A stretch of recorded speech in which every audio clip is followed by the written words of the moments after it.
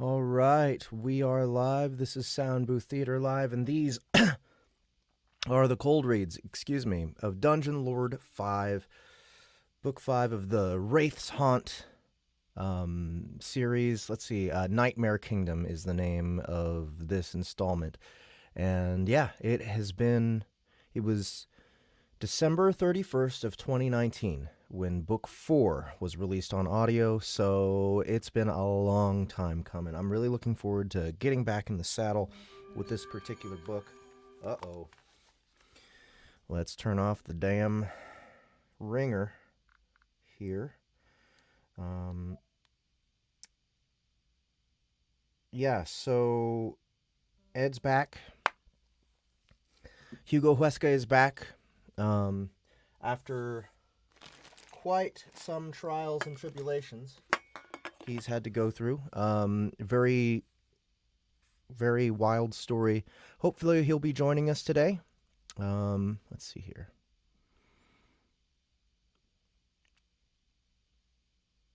Yeah, he said he might be joining today. We will see. I'll watch out for him to join in the green room here. But yeah, the series is continuing. If I remember correctly, Hugo was already telling me that book 6 is underway. So we're gonna have a lot more of this series to listen to and to perform. So let's see here. Let me find. I pulled up the script earlier. Here it is. This is previously on. Yeah. Okay. This is the whole thing.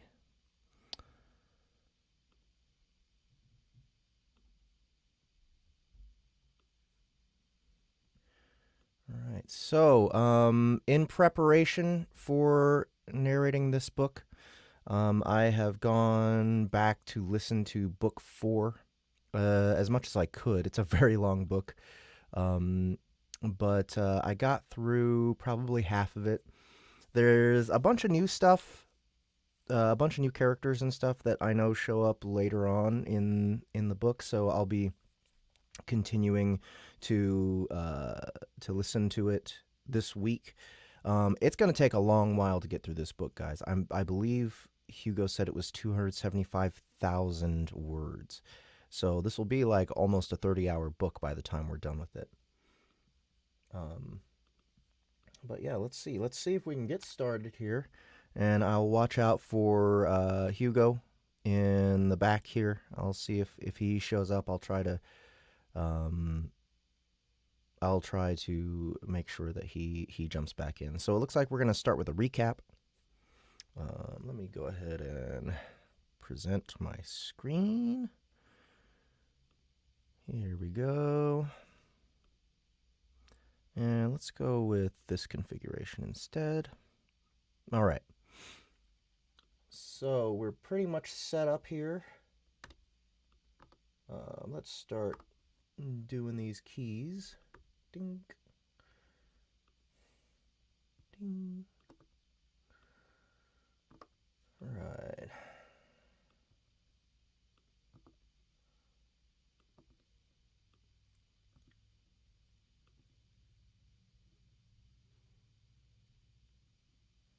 And I want to go ahead and duplicate a couple of these.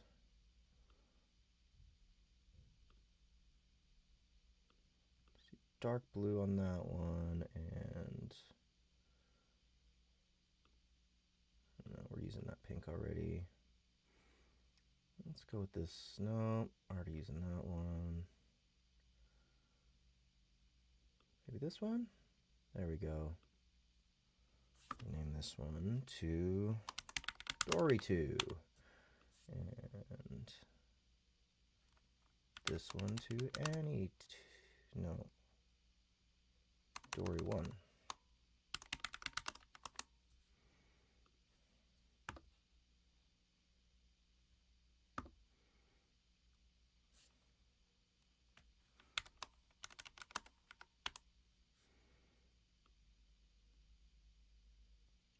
Go. We'll call this one Annie 1 and Annie 2.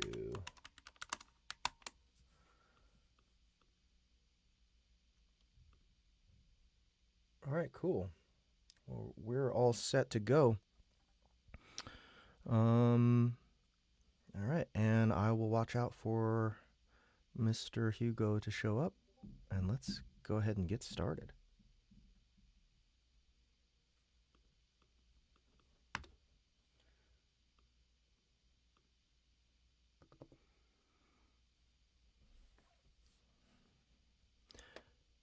Chapter 1. Previously on the Wraith's Haunt. Edward Wright is the Dungeon Lord, a dark champion chosen by the dark god Murmur.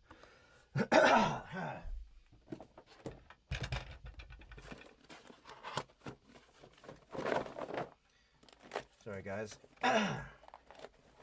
Clear my throat and clean my glasses.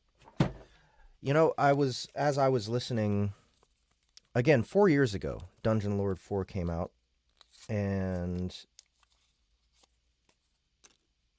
listening to my own narration from 4 years ago is painful to me. I just, I constantly grow, I constantly get better at what I do. And I think it's mainly because when I listen, I get disgusted. I just think, I know how much better I can be. So, I'm really looking forward to, correcting that with this book. I hope that the improvement isn't jarring, but that it's appreciated by most people. Because, you want some consistency between books in a series. But at the same time, at the risk of it being better, at the cost of it being better, I don't know. But there's a lot about my style that when I listen back, I've changed a lot. Edward Wright is the Dungeon Lord, a dark champion chosen by the dark god Murmur to lead armies of minions against the forces of the light in the eternal battle for the soul of the world of Ivalice. This is a fun book. I really like it. It's got a nice, fun balance of horror and action and humor.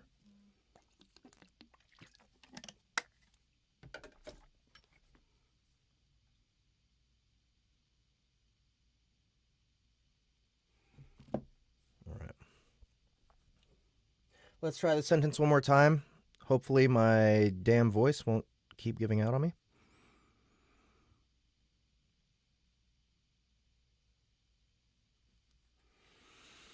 Edward Wright is the Dungeon Lord. Edward Wright is the Dungeon Lord, a dark champion chosen by the dark god Murmur to lead armies of minions against the forces of the light in the eternal battle for the soul of the world of Ivalice.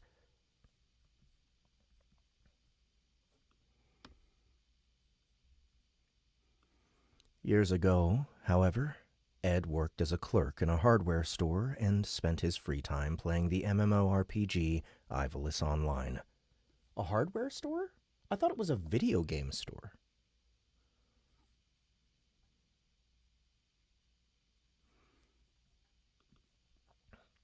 During a raid, Ed and his friends defeated the Dungeon Lord Cale Arpidel, unaware that the world...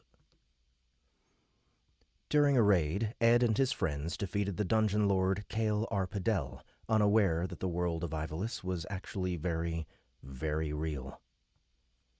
Computer repair store. Yeah, that's right.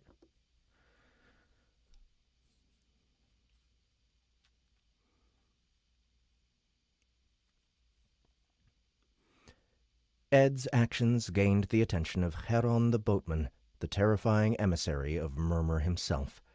The boatman made Ed a wager. Ed would become a dungeon lord and travel to the world of Ivalice, where he'd be free to pursue his own designs.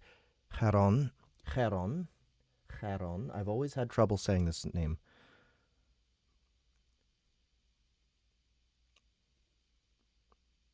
Heron and Murmur were sure that no matter Ed's noble intentions, the Dungeon Lord would unerringly advance the goals of the dark and become corrupted by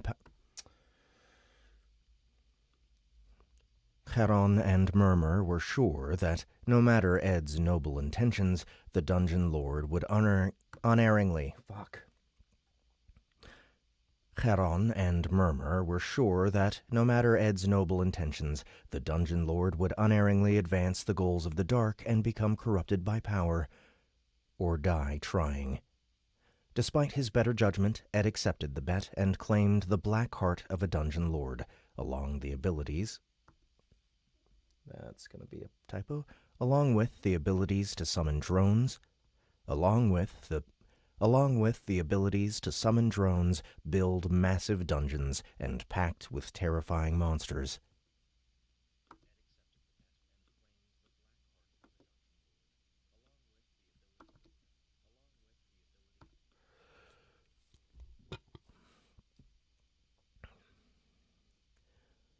The new Dungeon Lord arrived in the forest of Hoya, in Staravos, a realm recently conquered by the light-aligned kingdom of Haleges. In Hoya, he met his first minions, the Bard Alder, the Witch Lavina, and Klek the Batblin, with Kessev Green, an avian mercenary, joining them reticently afterwards.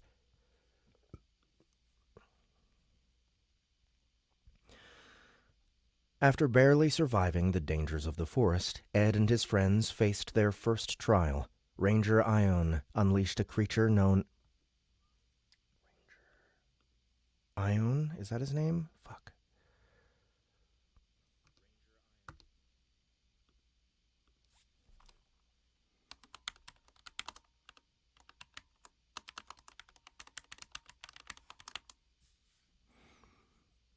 If you guys remember Ion, or what his name is supposed to be, he's just from book 1, I believe. Ranger Ion unleashed a creature known as a mind brood upon the unsuspecting village of Barova. Man, Ion, yeah, okay. I don't know if you guys remember, but in book 1 of Dungeon Lord, Annie only did a couple voices. She did the little girl voice of the creature that turns into the little girl who turns into a cockroach. And then she did the Spider Queen for this book. I had planned on what is her name? Say her name. I forget the Spider Queen's name, guys. Yeah, but this was like her first thing. That was the first thing that she did with us. Maybe the second thing. It was the second thing that she did with us. The first thing was Last Warrior of Unagaya. So yeah, this series has, is close to all of our hearts. Ampharis, that's right, Ampharis. Barova. Where is Barova?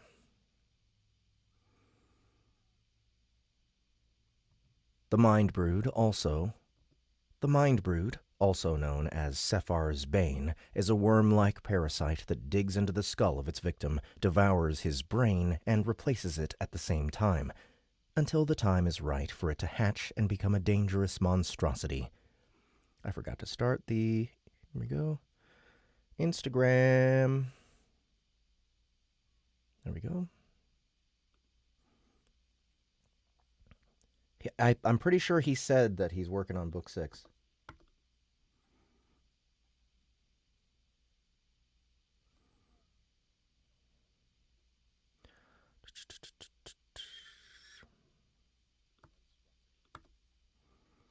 Ed and his friends joined forces with Inquisitor Gallio and defeated Ion and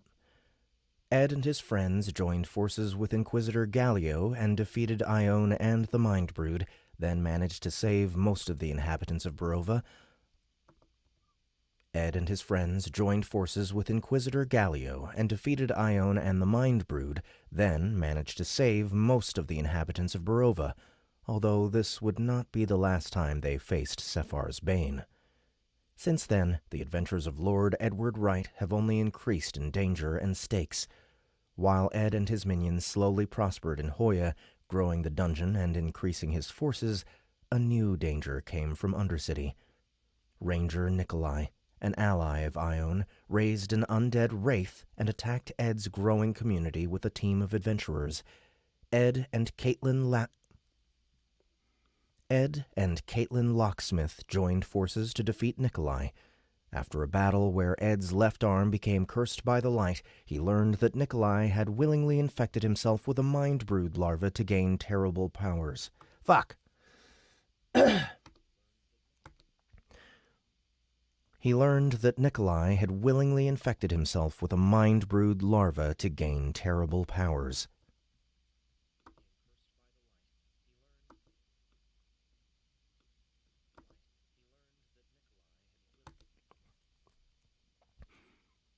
Lord Wraith, as Ed was now known, became an infamous figure in Staravos, finally earning him the choice of the Inquisition itself. The notice of the Inquisition itself.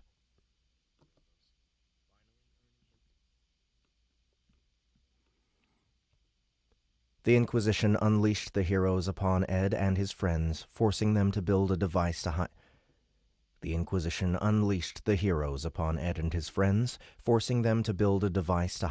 the signal. The Inquisition unleashed the heroes upon Ed and his friends, forcing them to build a device to hijack the signal controlling the automatons. Ed used an army of horned spiders to fight the Inquisition inside Undercity. Although he almost died in the process, Lord Wraith managed to claim the Staravosi city for himself. In retaliation, Haleges declared war upon the incipient Wraith's haunt and readied an army of 20,000 to retake the territories claimed by the Wraith. To survive the incoming onslaught, Ed was forced to look to Haleges' enemies.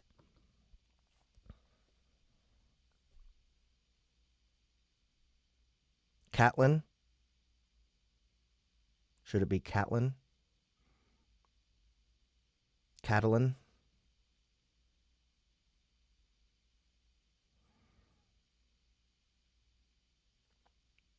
Because it's actually spelled Kate.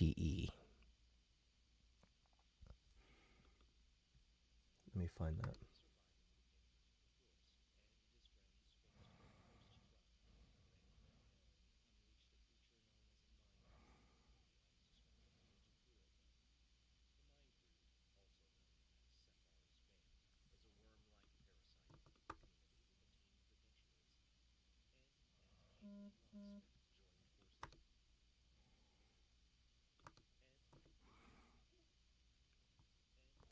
Ed and Catelyn Locksmith joined forces to defeat Nikolai.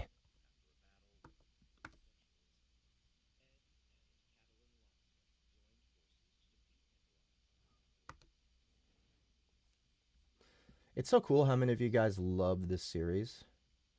I'm so glad there's so much, there's still so much.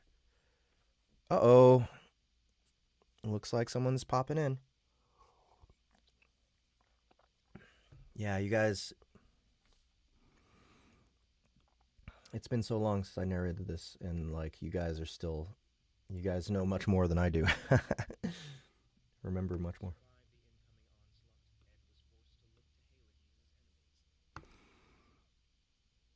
Where'd it go?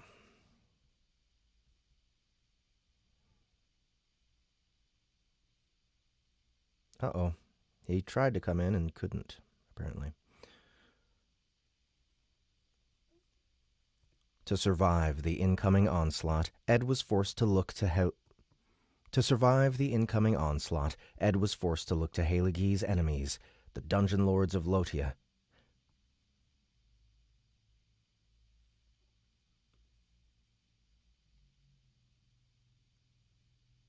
He discovered that Heron had recruited Ryan Randall, Ed's abusive former employer, as the plane shifter, a champion with the power to travel.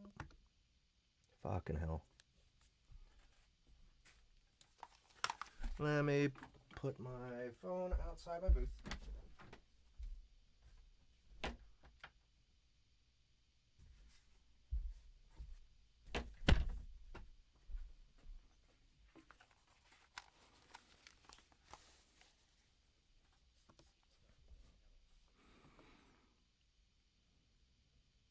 He discovered that Heron had recruited Ryan Randall, Ed's abusive former employer, as the plane shifter, a champion with the power to travel across dimensions just as Heron did. Ryan and Ed then took part in the Endeavor, a contest that took place in the hellscape of the Netherworld in an attempt to gain control of the Factory of Nightmares and its resources. Ed planned to use the factory to aid the Haunt in the defense against the militant church. However, he wasn't the only one with designs for the factory. During the Endeavor, Ed discovered that Lord Sephar, a dungeon lord taken straight from the annals of history, was not as dead as people believed. Lord Sephar had returned as an amalgamation of Dungeon Lord and Mind Brood and controlling an army of the abominations. He planned to capture the factory and use it to build weapons with which he could end the eternal fight between the light. He planned to capture the factory and use it to build weapons with which he could end the eternal fight between the light and the dark for good, by killing all of the Ivalian gods. Ed managed to repel Sephar and claim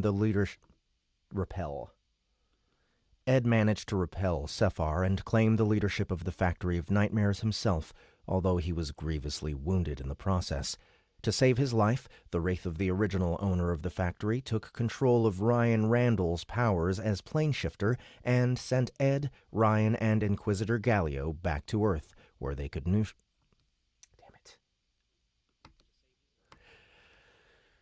To save his life, the Wraith of the original owner of the factory took control of Ryan Randall's powers as planeshifter and sent Ed, Ryan, and Inquisitor Gallio back to Earth, where they could nurse their wounds and recover safely.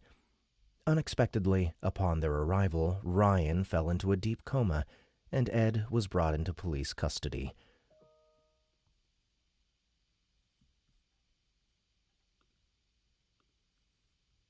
One sec, guys. Make sure my audio, universal. Okay, good.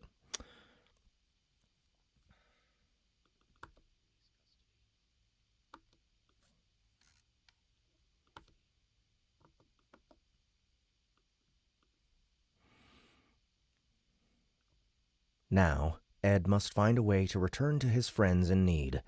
The Wraith's haunt is besieged by enemies in all directions, and it is only a matter of time before someone realizes how vulnerable Ed's friends are without their Dungeon Lord to protect them.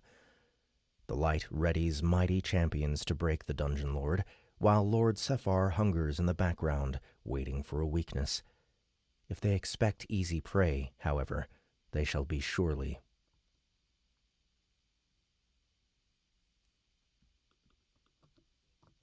If they expect easy prey, however, they will surely be mistaken. For Lord Wraith will never give up his Lord Wraith will never give up in his attempts to return to the haunt, and once he does, he'll give his enemies the fight of a lifetime.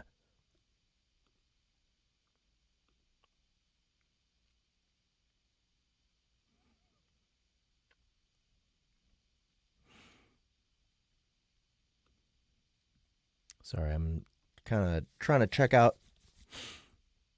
So it looked like Hugo was trying to join earlier and he abandoned it, and I don't know if it's because he was having troubles or what.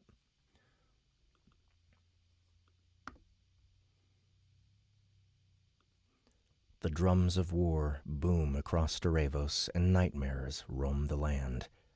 Meanwhile, the result of the bet between Murmur and Edward Wright is more uncertain than ever. All right, so that's our recap.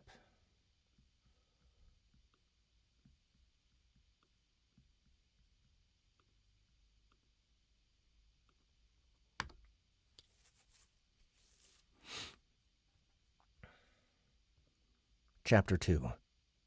Prologue. Shadows of an alien city loomed above the man from another world. Shadows of an alien city loomed above the man from another world as he ran barefoot. Shadows of an alien city loomed above the man from another. Shadows of an alien city loomed above the man from another world as he ran barefoot through cold concrete streets. He raced past busted windows and flickering neon signs, and his ragged breathing left puffs of vapor dissipating in his wake. Sweat soaked his cotton hospital gown, which fluttered with the night breeze that snaked among his scar-ridden back. The man threw a flash of a glance past his shoulder at the mist that seemed to lurk behind him like a predator waiting to strike. There was nothing there. He ran faster, his entire body aching with a dozen different pains from the old, mostly healed wounds. It had been a long time since he had run like this, and despite the magic that coursed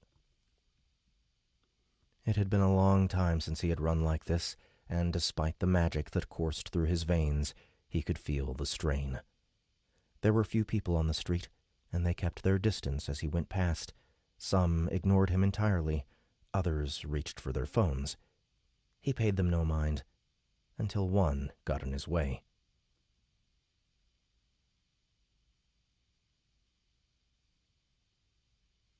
This is interesting. Wonder why this has gone on.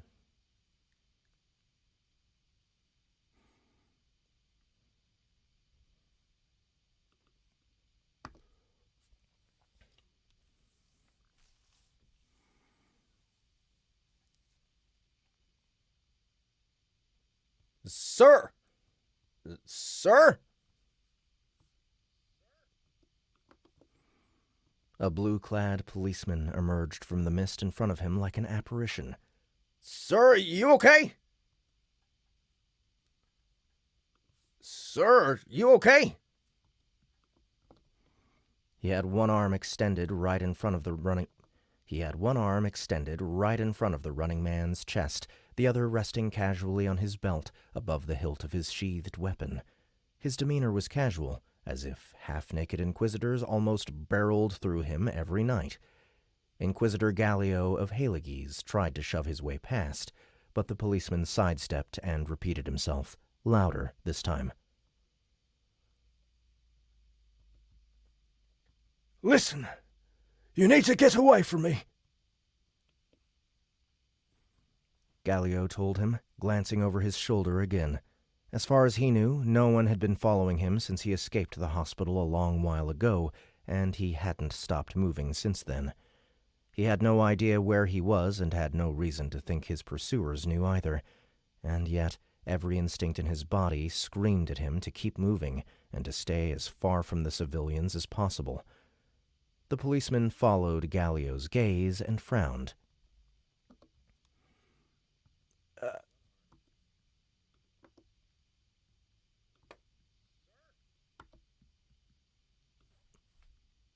Are you in danger? Are you in danger? Are you in danger?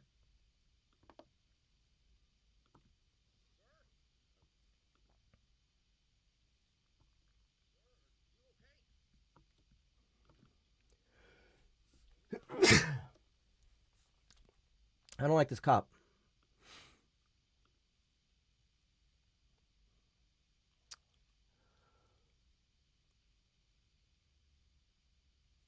Sir! Sir?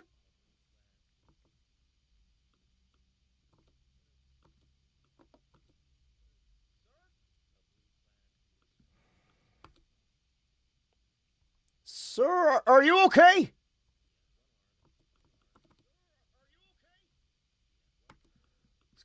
Kind of a nice guy, that's what I think.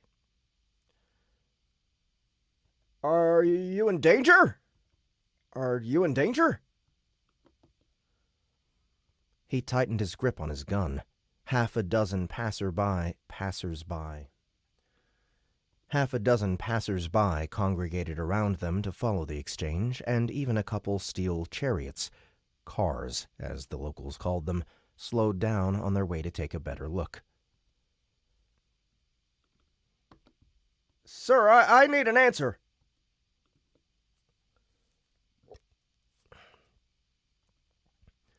Gallio wondered if the safest course of action for everyone involved was to knock the man down and keep going. He made his hand into a fist. The policeman narrowed his eyes, but he wasn't looking at Gallio now, rather at something past his shoulder. Footsteps approached from behind.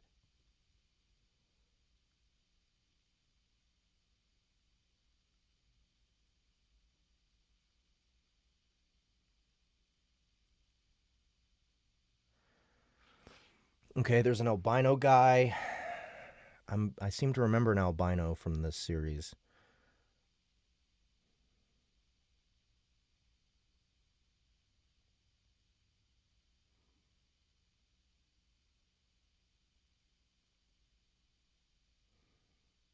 The Silver Knight.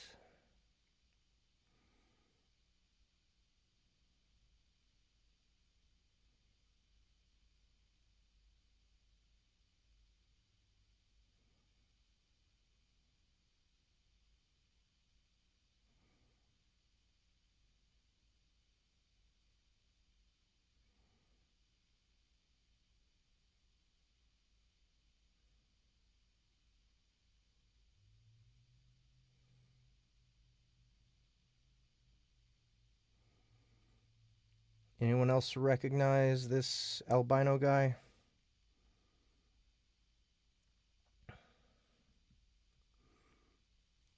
Let's see if I can start pulling up scripts from the previous books.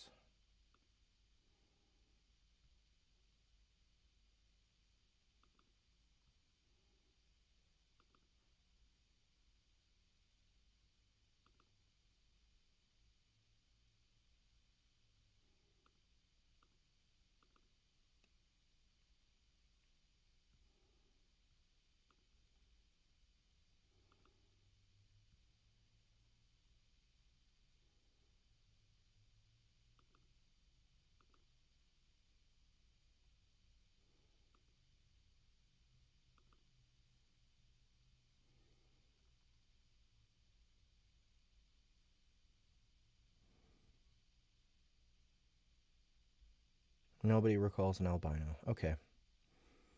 So, might be a new character.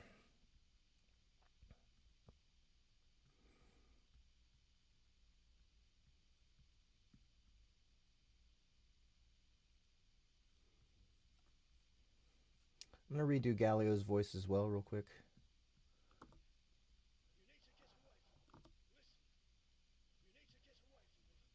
No, I think that's actually right.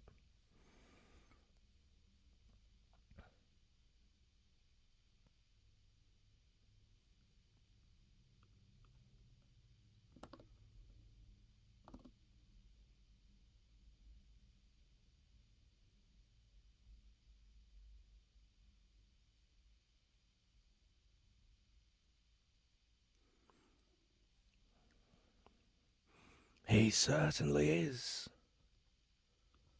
a man said calmly. From me. This has to be some kind of joke, the policeman said. Are you two from some cosplay convention or something?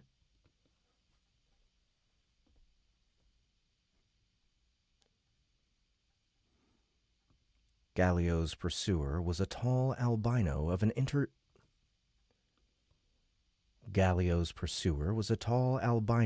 indeterminate middle age, his white hair cropped short. He wore a business-casual black suit and trousers that were even less at home in this world than Gallio's own hospital gown. The albino's eyes were entirely like molten silver, which seemed to swirl and ebb in hypnotic patterns. Listen, Gallio told the policeman. Get away from here as fast as you can. Get away from here as fast as you can.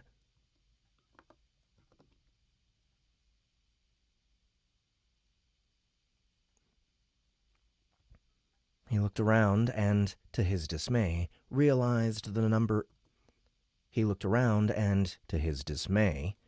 He looked around and, to his dismay, realized the number of curious passers-by had duplicated in seconds.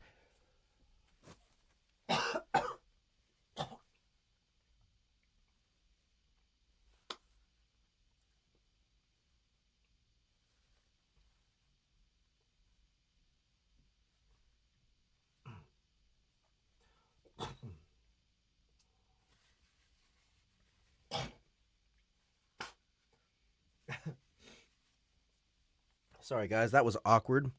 A nose hair came down and showed up at the back of my throat.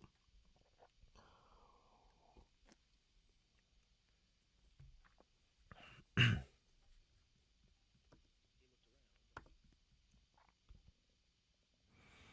me see if I can... Nope, no more messages from Hugo as far as I can tell. He looked around and, to his dismay, realized the number of curious passers-by had duplicated in seconds, as if summoned out of thin air. The silver-eyed albino chuckled.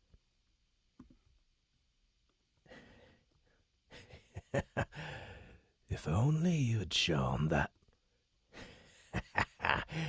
If only you had showed that same loyalty to your own faith, traitor.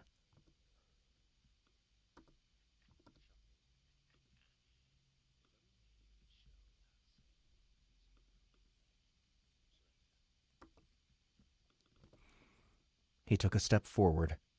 Gallio knew the smart call was to run. Even if he had his weapons and armor, he doubted he could have defeated a member of the Silver Knights in a straight fight. However, the attack in the hospital proved that the Knights weren't much concerned with collateral damage to a world that wasn't their own. Inquisitors had to care about innocents getting in the way, or they were... Inquisitors had to care about innocents getting in the way, or they were supposed to at least. He hesitated. All right, the policeman said in that precise moment. Enough is enough. He moved toward the albino.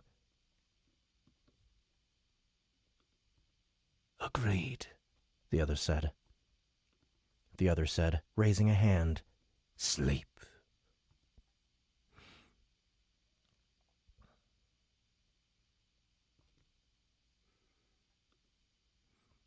A wave of exhaustion coursed through Gallio's body, as if he were A wave of exhaustion coursed through Gallio's body, as if he were 8 and had been tucked into a warm bed during a rainy night. His vision clouded, his eyelids suddenly heavy and dropping. Hold on, he thought, as he stumbled backward, half blind with exhaustion. Fight it, Inquisitor! Around him, the policeman and everyone else dropped hard to the ground where they stood, more comatose than sleeping. We have a fighter, the Silver Knight said. You are a tough one, aren't you? That's good. It means you'll break harder under my spell. Come now. Time to return home. From the road behind them came the sound of screeching tires, and then a loud metallic crash. Broken glass rained down on the pavement. The albino looked toward the car crash. For only half a second, but it was enough. Gallio ran, blinking over and over as his spirit attribute fought hard against the knight's compulsion. He stumbled into a dark alley.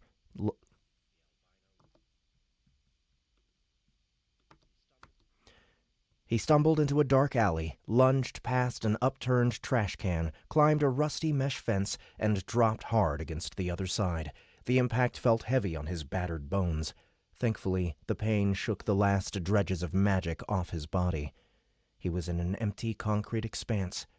A parking lot, he recalled, that belonged to an abandoned warehouse.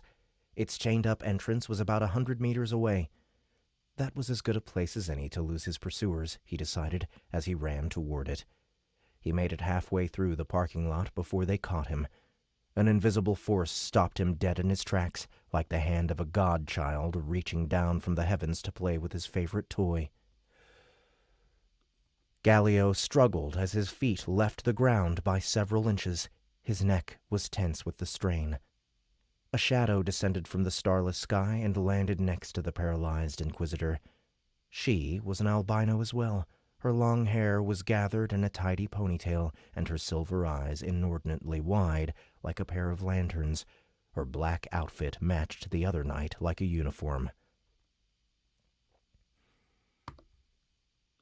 "Cut here," she told Gallio, as he fought in vain to get free from her grasp. Okay.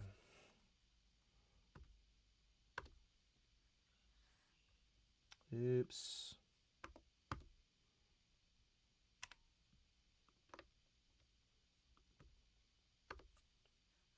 What the fuck? Come on now.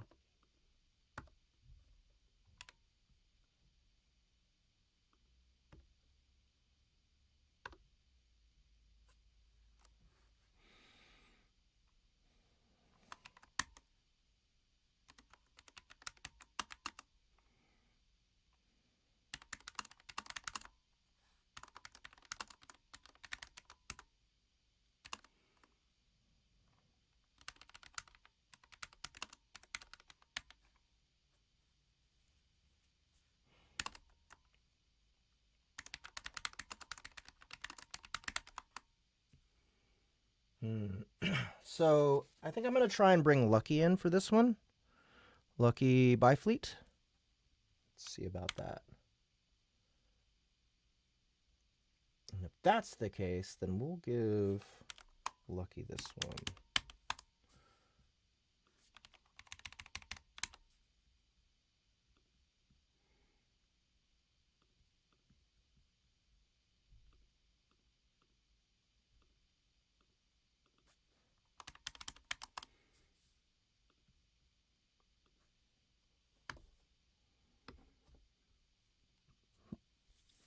What's up, Clumpy Charms? Thanks for coming.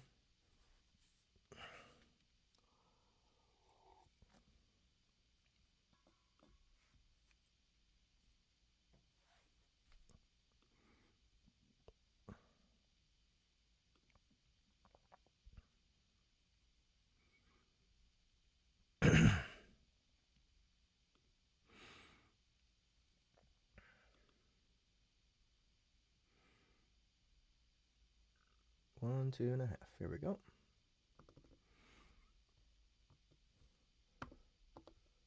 Listen. Listen. Listen! Gamio stallered. Gallio stammered. She flicked her wrist, and the Inquisitor was propelled hard against a nearby concrete wall. Air rushed out of his lungs, and his vision exploded into 1,000 tiny stars. He could feel the talents of his character sheet fight to keep his internal organs from erupting from the impact. When he recovered enough to see what was going on around him, both knights stood in front of him. Okay, so real quick, before we go any further, I almost forgot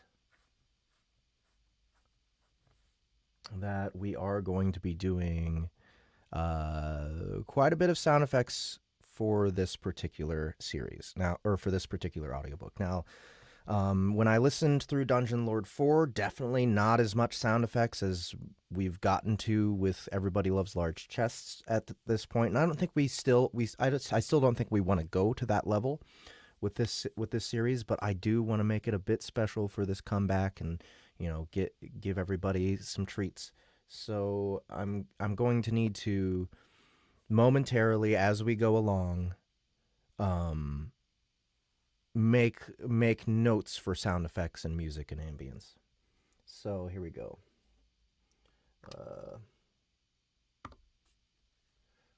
Okay.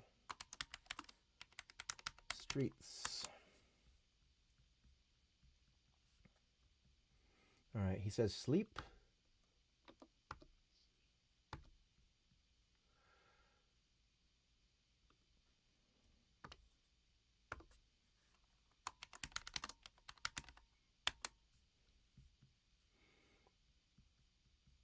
Okay.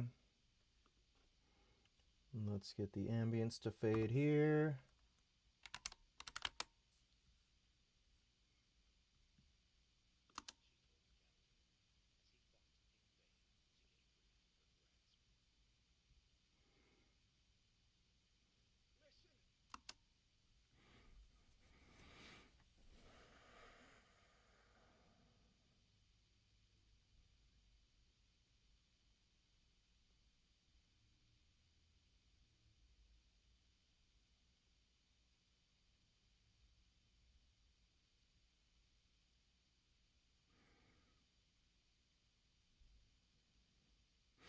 Okay, I'm trying to figure out if where.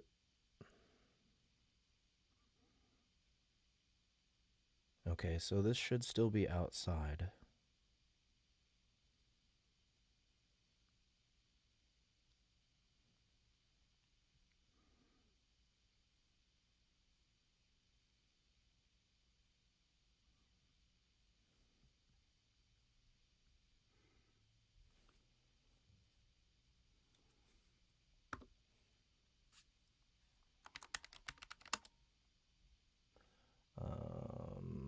Let's see.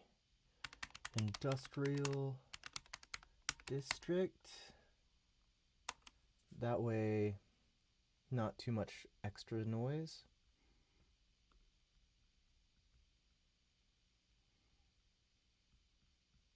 No.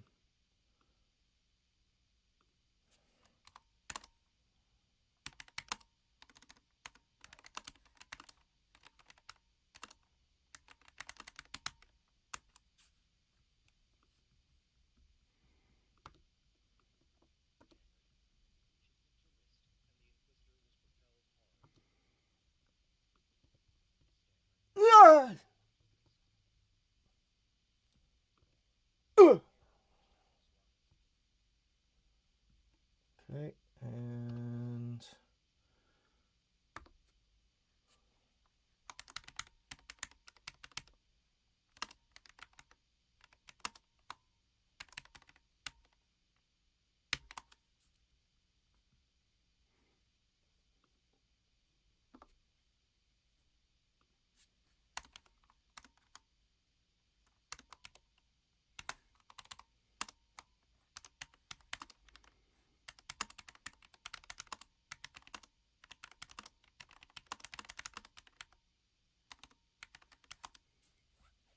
there we go. Okay.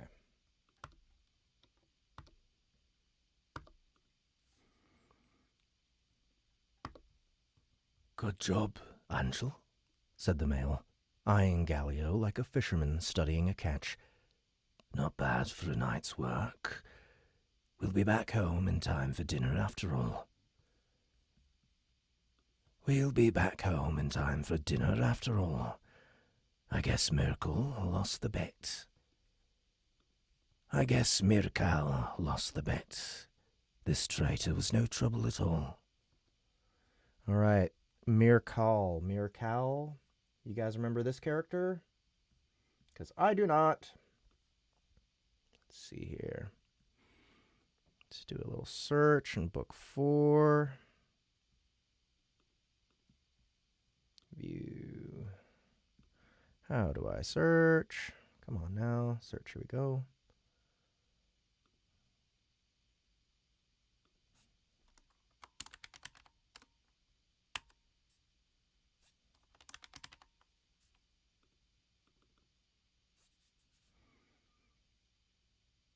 Nope, nothing in book 4.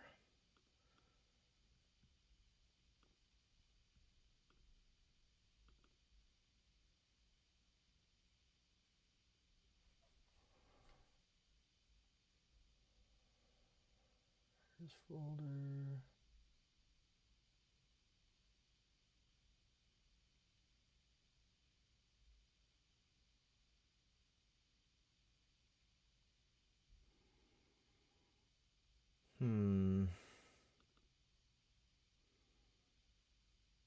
What is this one?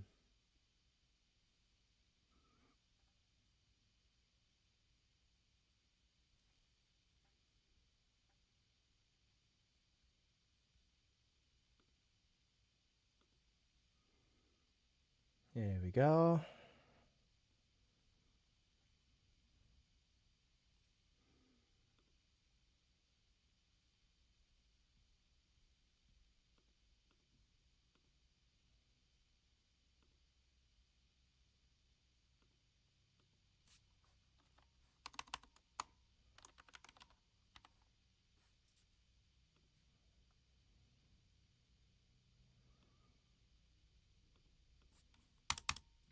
Nothing in book 3. All right, we're going to say Mirkal.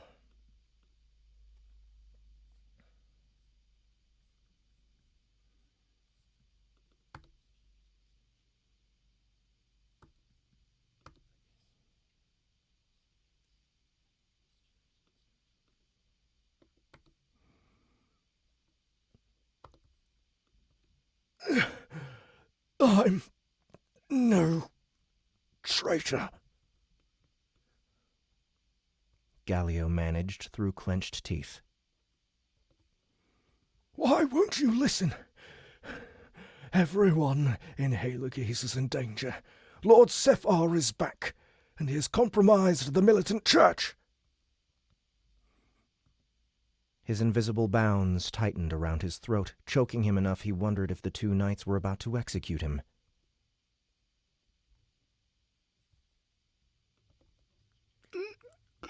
Inquisitor, stop! The man whispered.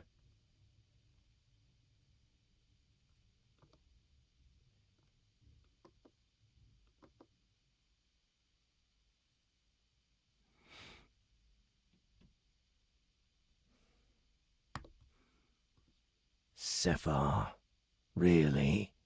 Our order dealt with him long before you were born. All of our members are trained in the rites to stop the damned from rising back as undead. No resurrections on this front. It's true! It's true! It's true! Gallio insisted, his voice barely a rasp. Saw it with my own eyes. The Endeavor.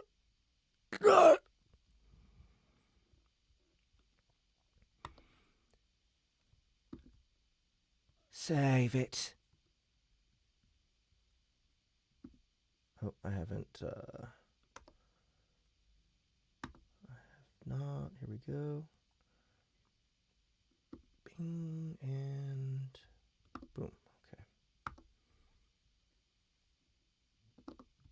Save it.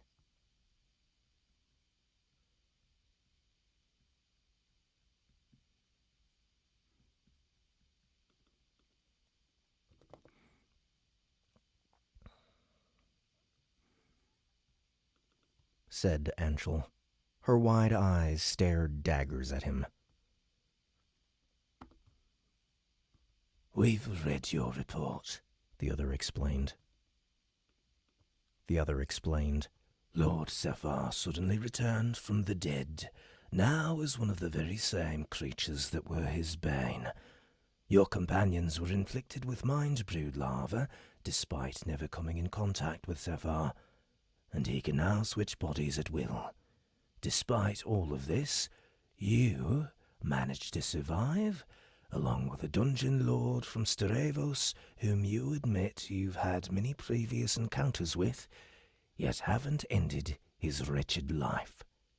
How convenient you came up with such a story when the examiners were deciding what to do with you. Mysteriously, you were the only survivor of the elite squad sent to eliminate the participants of the Endeavor, now stranded on this world, along with Dungeon Lord Edward Wright, the winner of the Endeavor himself.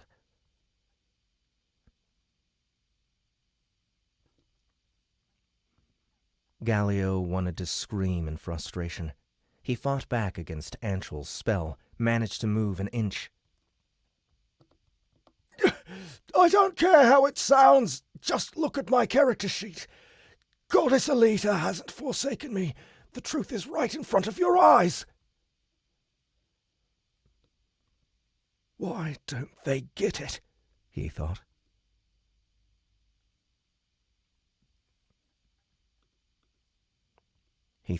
Growing more desperate by the second. The Silver Knights were the stuff of legends, their order composed of genuine heroes long before the Inquisition's mechanical heroes had arrived.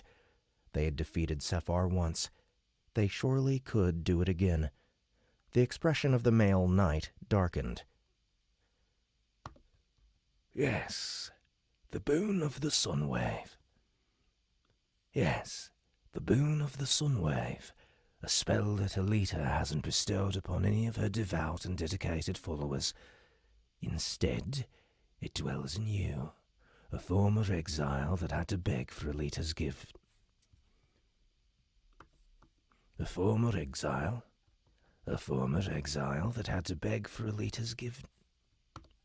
A former exile that had to beg for Alita's forgiveness during his first encounter with Edward Wright. I see a pattern here, don't you, beloved angel?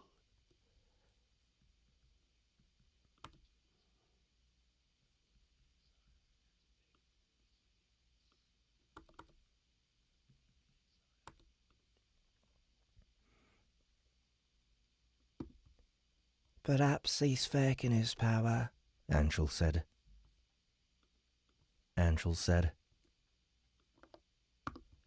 It could be a different talent with the same name. Or travelling to Earth allows him to bypass the rules of objectivity. Whatever the case, we will find out once I look inside that mind of yours, Inquisitor.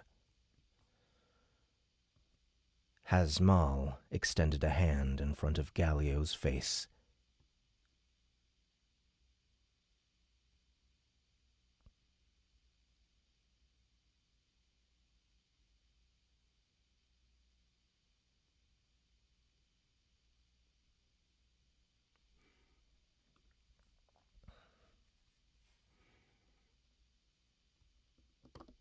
Now, sleep.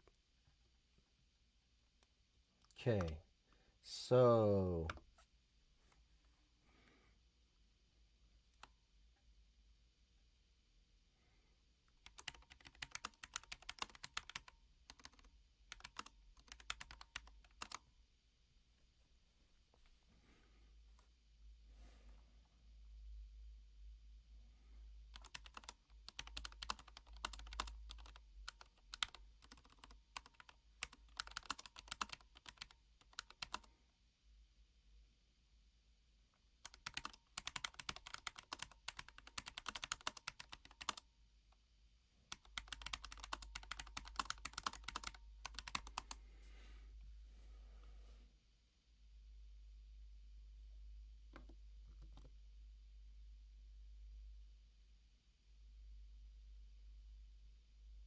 Something's going on outside.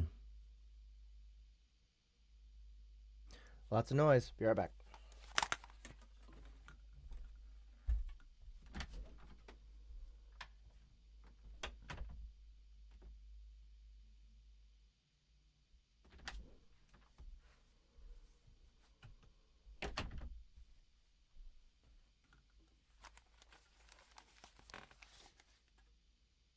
It's gone. I don't know what it was.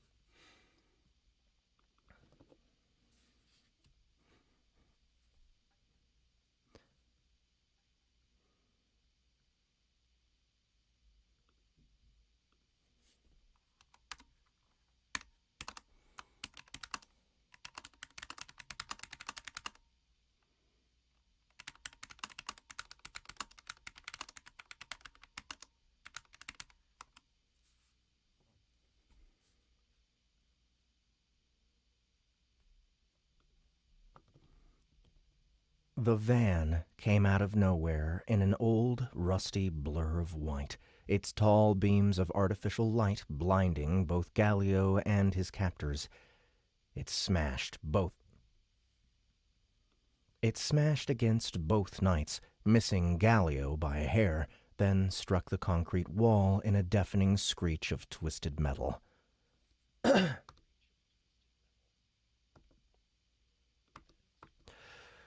then struck the concrete wall in a deafening screech of twisted metal.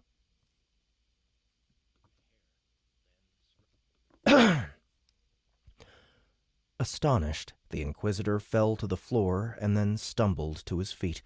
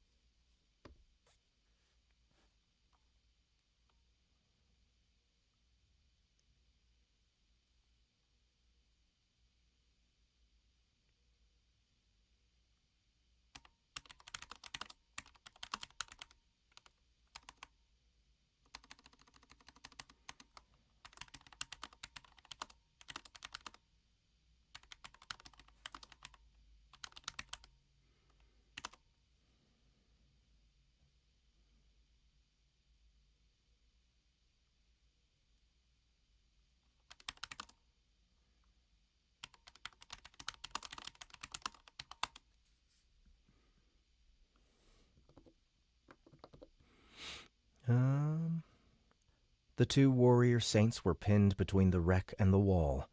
He saw Anshel's hand. He saw Anshel's hand dangling out, covered in oil and mud. Alarms sounded in the distance.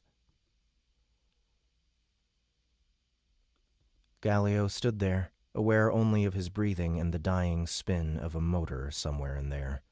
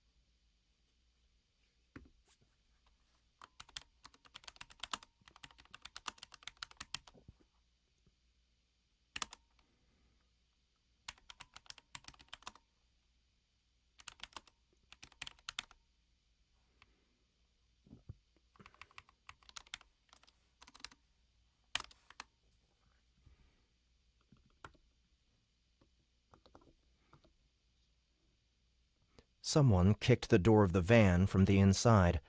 Another kick, and it just fell down. A man stumbled out, nursing his head. Oh, look who it is. Hugo Huesca has joined. Hi, everyone. All right, one sec. Here he is. That's better. Hi, everyone. Thanks for coming. Hello, Jeff. Hey, man, How what's you up? doing? How you doing, man? Great. It's 10 days until I get my cast taken off, so Oh, wait. I'm counting the seconds. Oh, man. So, wait, how long has that cast been on? Like 2 months only. Turns out there was an old injury from the accident that I completely missed, Okay. which was the reason my this wrist never fully healed. So I found it. So you had surgery to have that corrected, and that's why you have the Yes. cast on? Gotcha. Yeah, about 2 months ago. Okay, so not too bad considering how bad Ah, it was before. So, yeah, uh, totally. yeah, thanks so much for joining. First of all, Thank you for having me. there's about 20 people here listening to me narrate. Since Hugo's here now, if you guys want to start telling everybody, hey, he's here, he's answering questions. You can go ahead and do that, get our viewership up a bit. But really cool to see you again. Really cool to be working back on your series again. And would you be all right with summarizing for people who maybe don't know what happened between books 4 and 5 and Uh, about why my such a delay? short absence from Yeah, the yeah. series. Okay. Well, it was a mixture of stuff going on. Mostly, it all started about it's been a while now, almost 4 years ago, I think. During the 2020, 2021, I was riding my bicycle in the morning, and I got suddenly hit by a motorcycle straight from the back. So I was catapulted into the air for what at the time seemed like a very long time. I remember thinking, okay, we're airborne. Let's do a superhero landing and uh, escape all damage. So I was planning like to do a shoulder roll. Instead, I threw my hands in front of me, and I was like instantly flattened against the pavement. And the inertia was great enough that I was like sliding across the street for a while. Uh, Thankfully, I only like looking back at it, I was probably mildly confused for a couple of weeks. But mostly, the damage was to both hands. I got up feeling perfectly fine, like nothing at all had happened. I had a few scratches on my arms. That was about it. We helped the lady uh, straighten her motorcycle, and I like limped my way to my house. Uh, then a few hours later, my hands just started turning into boxing gloves, completely frozen. I couldn't move them at Swollen. all. Swollen, yeah, thank you. Couldn't move them at all. And a friend of mine who is a doctor helped me. I don't know what's the procedure. He straightened them. He put Set. the bones back in place, set the bones. And that started the healing process, which took way longer than I expected. And well, as the healing process went, I kind of uh, got into a long period of writer's block, kind of well, stemming from the fact that I was not sure if my writing would recover because my hands were damaged. They did recover very slowly. Uh, this one obviously never fully did. It got to a point where I was comfortable starting sport, even competing in tournaments. Uh, but yeah, during that period, I was barely writing. I was not comfortable with the stuff I already had, so I like trashed about two about 200,000 words of the Dungeon Lord stuff I already had and a few other projects. We, and I had to kind of start all over again, straighten some stuff up, uh, sort of learn again how to have a healthy writing process, which I think I eventually got there. Uh, yeah, I learned a bit or two about writing in general. I think during that time. So hopefully it's not 5 wasted years, and it will have a positive impact on book 5, which has been Right. a long way coming. Yeah. So that's madness, man. I did not know. I thought that you were on the motorcycle. Someone hit you while you were on a bicycle Yeah, from I was on the behind. bicycle. Yeah. The Okay. motorcycle hit me. How fast was she going to launch you like that? Sorry, I lost connection. Better. Oh, am I back? Have you? Yeah, All right, yeah, all right. you're right. How fast was she going to have hit you so hard that It, you injured yourself that it bad? wasn't, I don't remember, honestly. I don't think it was that fast because I was not wearing a helmet. I Uh-huh. don't even remember if I was wearing a helmet actually. So yeah, I was probably confused and completely missed that point.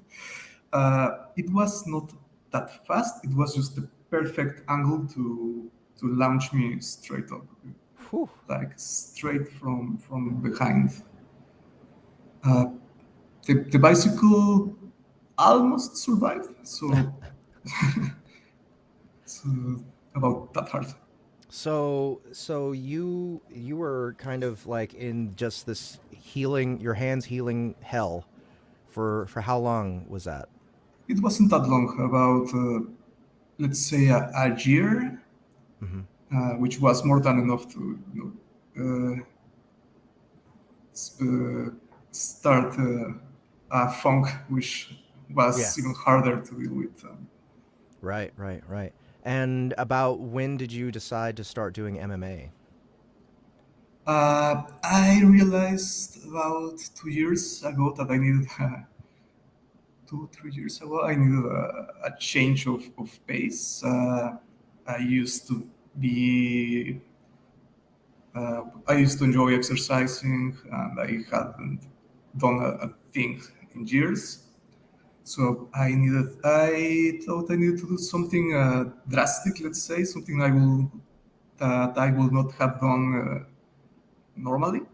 Hmm. So I joined a local club, which has a great culture, uh, really serious athletes, while still knowing how to have fun and take things healthily, so Right, to speak.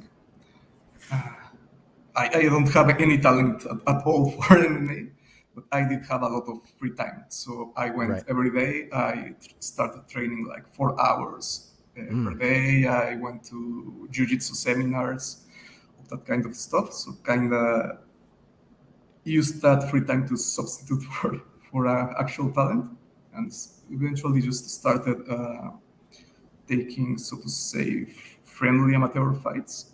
Uh, I got annihilated on my first one, Hmm. but it wasn't that bad. Like I lost on my feet at the end of the match, which was cool. So it was fun. I started to, like, it's not fun at the time you're getting your ass kicked. It's Yeah. fun afterwards. Right. Once the adrenaline starts to get enjoyable and wear off. Uh, I even qualified for an amateur national tournament, which I managed to win in my category,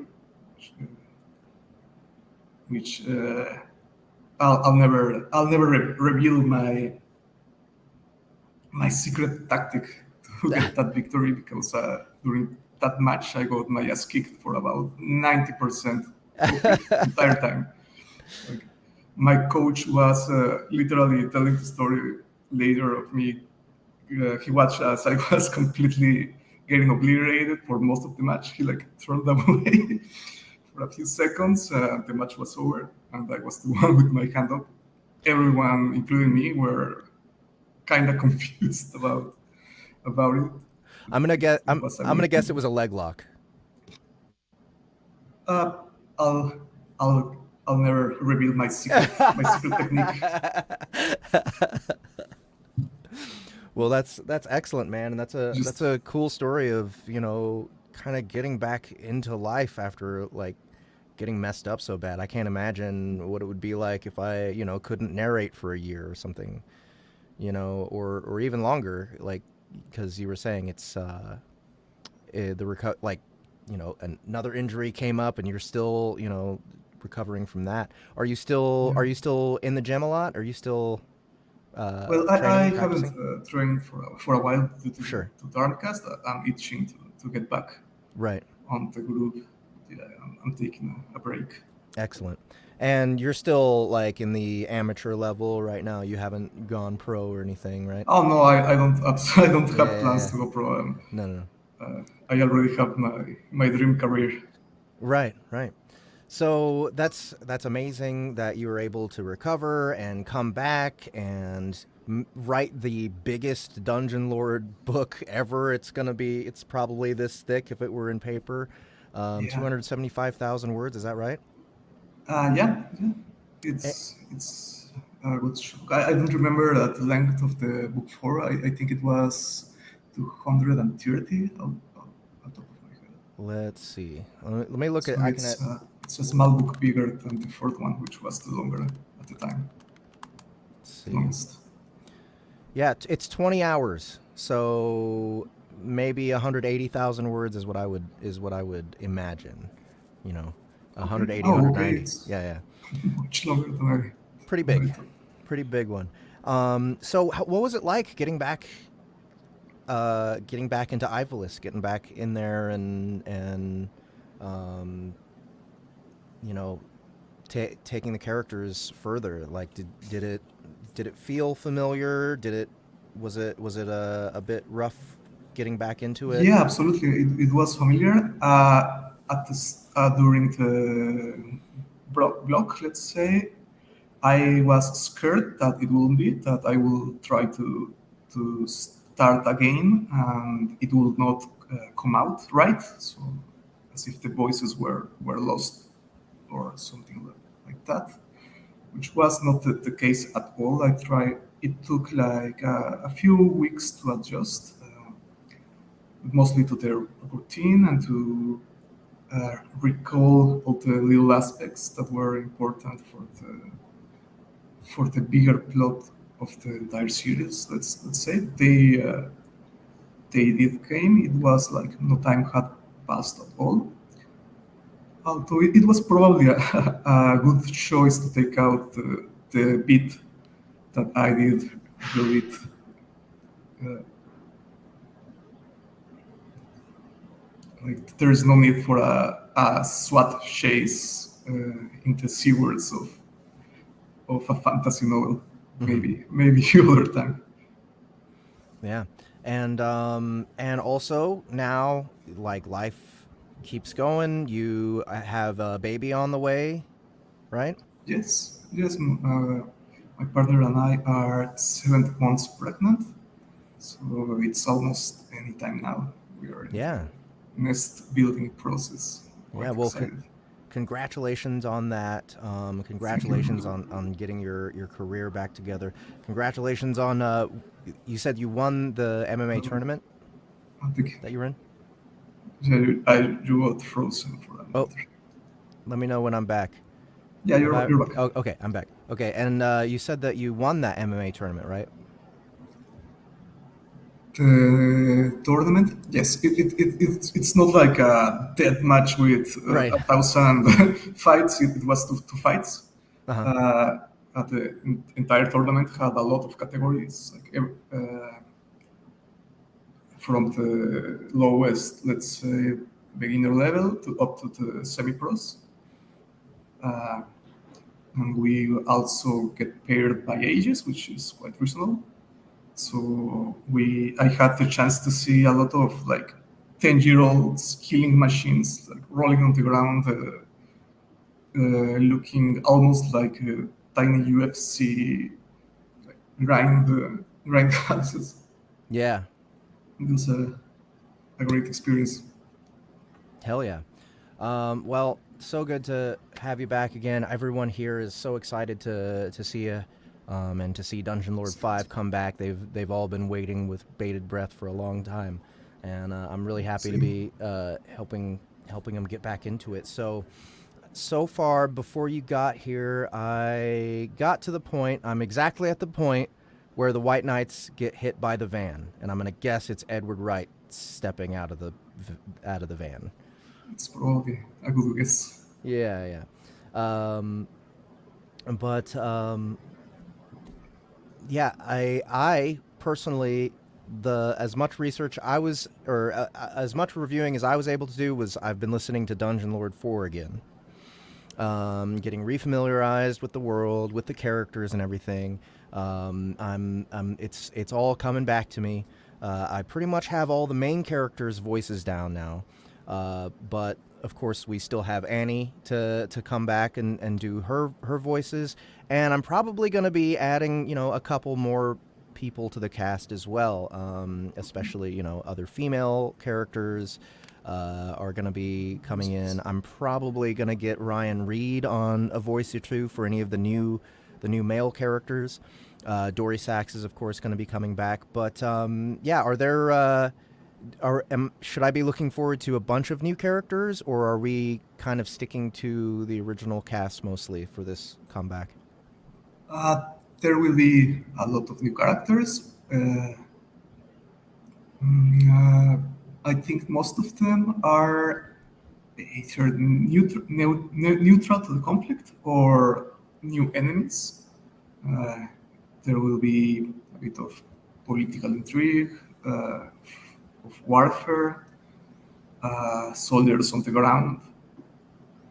So it's, I think, a wide variety of the new cast. Excellent.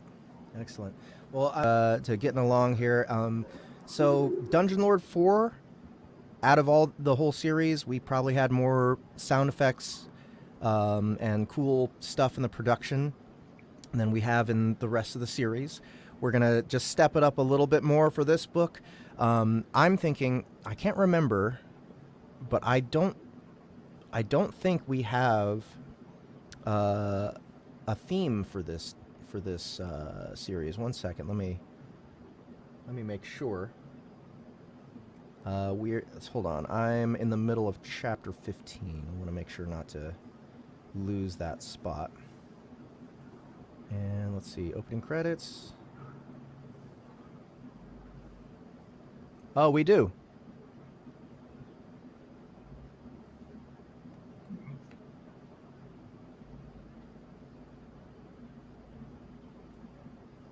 Okay, so we have this pretty subtle Baroque thing going on.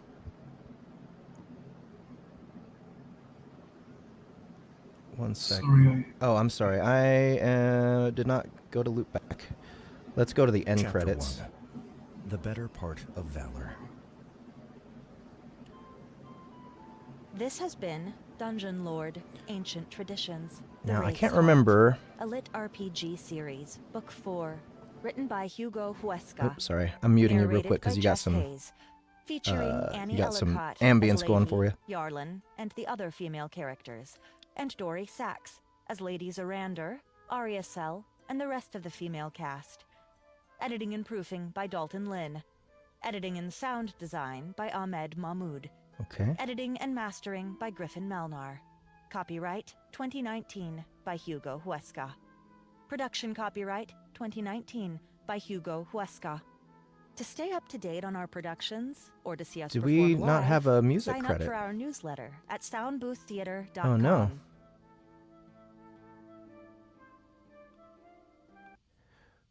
We didn't... Whoever... crap. Come on. Unmute. Unmute mic. I'm trying to unmute you and it won't let me now. Oh, yeah. There you go. There you go. Yeah, so I can't remember who did the music. I'm gonna have to ask Ahmed who did it. But I think we can do something a little more epic and awesome for its return. But yeah, we'll have all of that taken care of, and we're gonna have an amazing production here by the time we're finished. So anyway, let's get back at it. Let's get to Ed kicking this door off the van here. Okay, so Hugo, whenever you feel like it, you can, let's see, whenever you feel like it, you can stop me. If you hear me pronounce something incorrectly, or if you don't like a voice, or if you know that I fucked up a voice or something, you can just pop in and let me know. Just be sure to mute while you're not talking, and then unmute when you are talking. You can rudely interrupt me anytime you want. Not a big deal. I'll try not to. Okay, but you don't have to. You can interrupt me anytime. Okay. All right. Somewhere in there. Someone kicked the door of the van from the... All right, so let's go ahead and mark this. All right.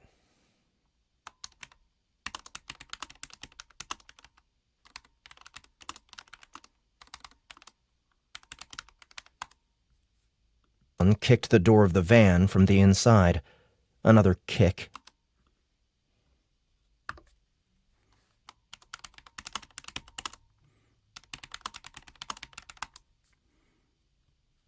There we go. Another kick, and it just fell down. A man stumbled out, nursing his head. Ugh, shit, that hurt. That hurt. Edward Wright. That hurt. Edward Wright said with a groan. Then he glanced at Anshul's limp arm, which protruded out of the wreckage. Hey. Hey. Welcome to Earth, asshole. All right. And let's get this ambience to start fading here.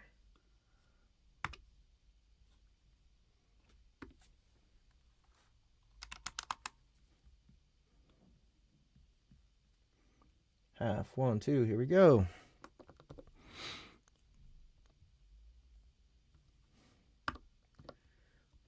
Right. Right.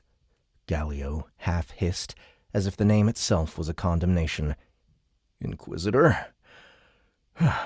You look like hell. Dungeon Lord Edward Wright told Gallio. With Lady Vanes incapacitated, Wright was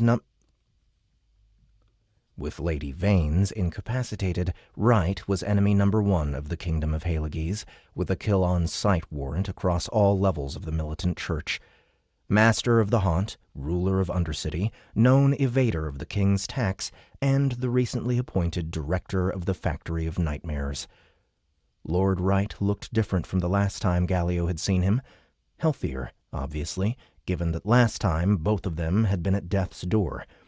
Ed's hair was trimmed short to better blend with Earth's fashion. Ed's hair was trimmed short to better blend with Earth's fashion. He wore a black t-shirt, stained jeans, work boots, and an old, oversized green hoodie that seemed to sway along a Ed's hair was trimmed short to better blend with Earth's fashion. He wore a black t-shirt, stained jeans, work boots, and an old, oversized green hoodie that seemed to sway along a non-existent wind. His forearms were crisscrossed with scars, some still fresh and pink, and he covered his left hand with a construction glove. Other than the clothes, Wright could have looked like any mercenary from Undercity, Gallio mused. Only his eyes revealed his true nature. Black and easygoing, but if you looked closer, like a trick of the light, you could see 2 pinpricks of green, eldritch fire burning deep beneath the surface. The first time they'd met, Edward Wright had been an out-of-his-depth young man lost in a world that wasn't his own, claiming he would never play along the machination.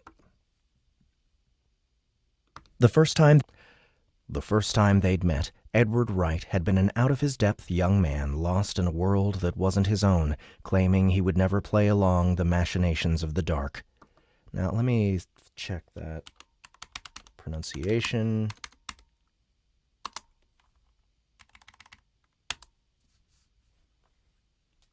Machination. Okay. I've heard it pronounced the other way, too. So, let's try one more time. The first time they'd met, Edward Wright had been an out-of-his-depth young man lost in a world that wasn't his own, claiming he would never play along the machinations of the dark. Probably play along with. The first time they'd met, Edward Wright had been an out-of-his-depth young man lost in a world that wasn't his own, claiming he would never play along with the machinations of the dark. Many Inquisitors had died by his hand since then. The man in front of Gallio had lost the softness of youth, and he was now all sharp edges and the balanced movement of a seasoned warrior. I've been better, Galio said. He wondered, not for the first time, if he should simply sunwave Wright and be done with it. The idea didn't sound especially enticing, however, given that the Dungeon Lord had just saved his skin. Again. Wright pointed behind him, toward the wreck. Who were those guys? They are Silver Knights, Galio told him. There's no time to explain. We need to run. Run? Wright asked, raising an eyebrow. Knights or not, I just turned them into jelly. Knights or not, I just turned them into jelly. The van jerked violently. A furious silver eye was focused straight on Wright. Let's see.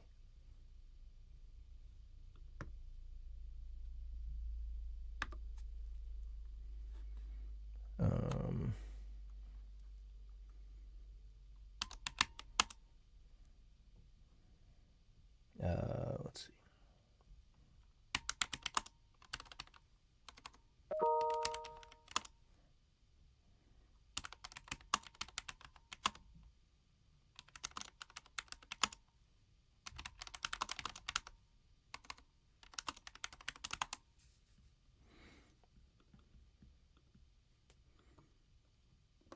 A furious silver eye was focused.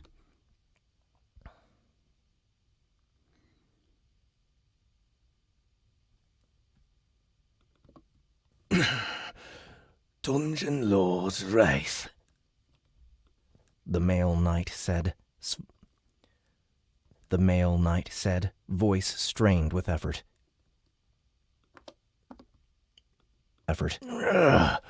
We should have known you'd show up to protect your ally. Another jerk, and this time the van inched back a bit, enough for Galio and Wright to see how the bodies of the Silver Knights were surrounded by a bright silver aura, like the glow from the headlights of an incoming train. Wright groaned and covered his eyes with his hand. A trail of black smoke hissed out of the construction glove.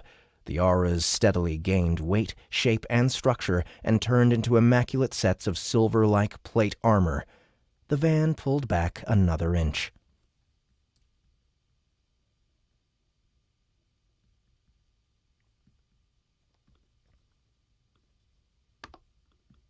Now the bodies of the Silver Knights were surrounded by... Up to protect your ally? Another jerk.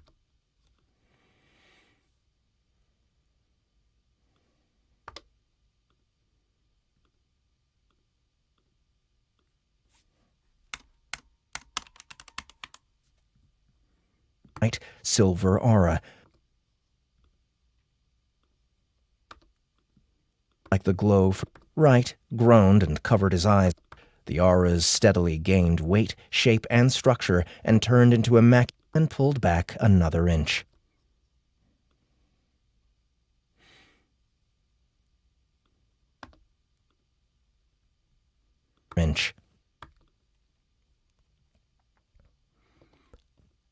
Ah, Wright said calmly, although he was clenching his jaw.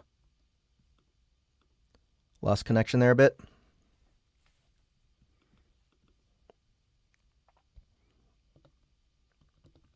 I see the problem. Time for Plan B, then. Galio did his best to keep the pace of the Dungeon Lord as they both ran away from the parking lot as fast as they could. A part of Galio, probably a concussed part, wanted to stay behind with the Silver Knights and try once more to sort things out. He knew very well that once word of his collaboration with Wright spread among the Inquisition, he could expect no forgiveness. In the world of Ivalice, shunning the light was a path of no return. However, if he stayed and failed to convince them, Sephar would be free to run unopposed through the militant church. However, if he stayed and failed to convince them, Sephar would be free to run unopposed through the militant church, and then the ultimate bastion against the dark god Murmur would fall to corruption. Goddess, why us? He thought, raising his eyes to a black sky heavy with smog. No answer came. Gallio's goddess was very far away.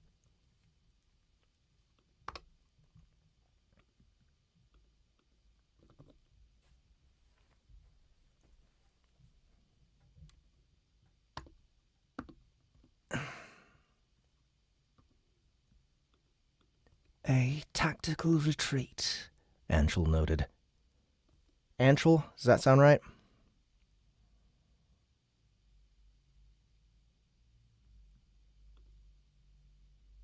Hold up, you are still muted.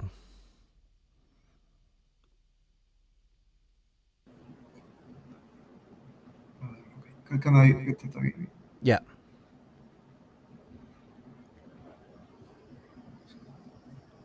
Sorry, Anshel, her name? Anshel or... Okay. So I got...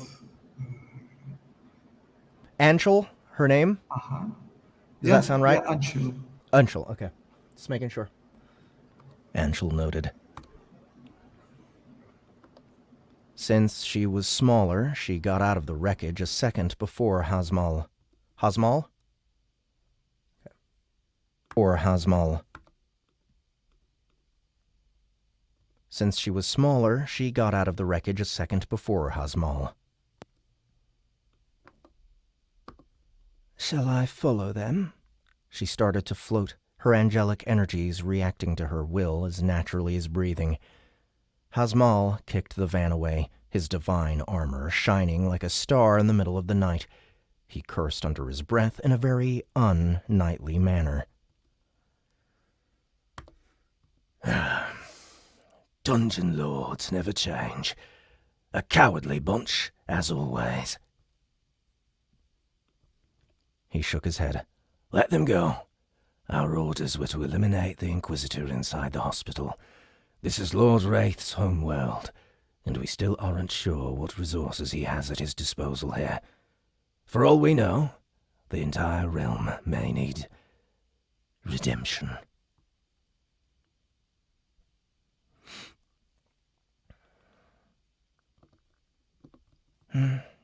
Agreed, said Anshel. At least now it is confirmed. Inquisitor Gallio is allied with a dungeon lord. Hazmal spat on the ground. Apostasy. Foul business. It makes our job simpler, though. It makes our job simpler, though.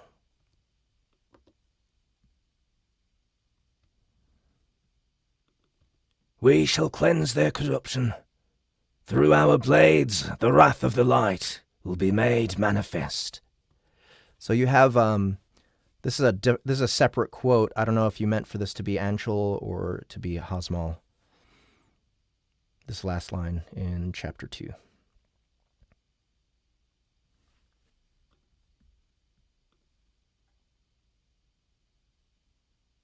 Oh, you're still muted.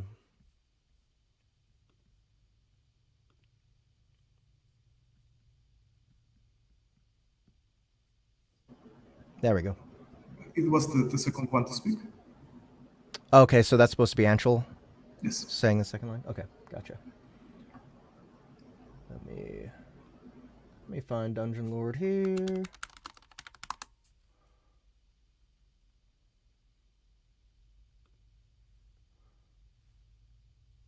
Nope.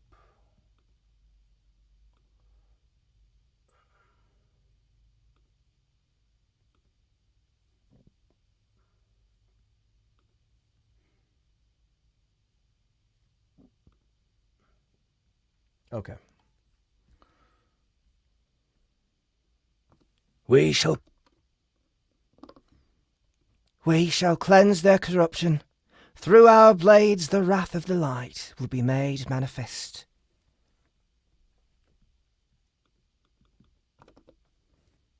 The expanse of concrete cast its sea of shadows all the way to the horizon. Sirens screamed in the distance.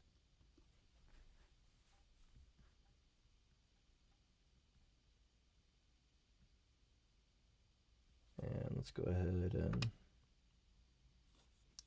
do one of these.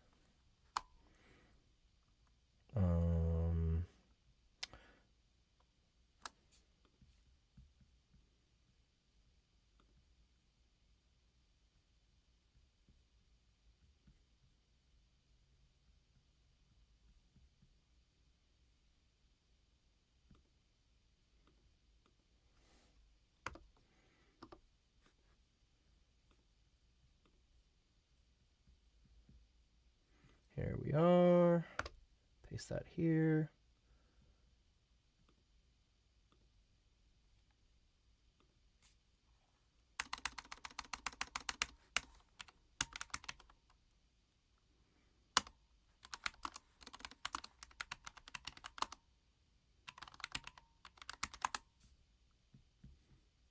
There we are. All right, that's chapter 2. Done.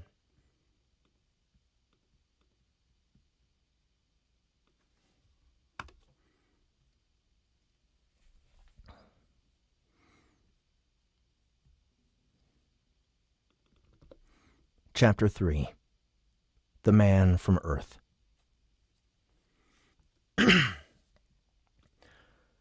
Not even in his wildest dreams had Ed Wright, former IT clerk and struggling programmer, ever thought there would come a time when running over a pair of fairy tale knights in shining armor would seem like another day's work. And yet here he was, dungeon lord of an increasing amount of territories, Yet here he was, dungeon lord of an increasing amount of territories, allied to an inquisitor of the militant church, both of them stranded on Earth while the army of the light gathered to destroy all the people under his banner. Life has a way of getting complicated right when you're not paying attention, Ed mused as they left behind the forlorn alleyways of the industrial district. Not that long ago, most of his concerns had amounted to surviving spiderling infestations, and not long before that, all he'd cared about was paying rent and dealing with his asshole boss, Ryan Randall. At some point after that, things had spiraled. At some point after that, things had, spiraled. As he ran, Ed pulled a cheap disposable phone out of his pocket and sent a quick text with his location. Right! Galileo called a few feet behind. You showed up in the nick of time. How long have you been watching us? Since the mess at the hospital, Ed answered. Not long before you jumped through that window. I've been following those two since. I almost lost them when you started going into the alleys, but luckily enough, you were utterly lost. Answered. Not long before you jumped through that window. I'm following those two the hospital. Ed answered. Not long before you jumped through that window.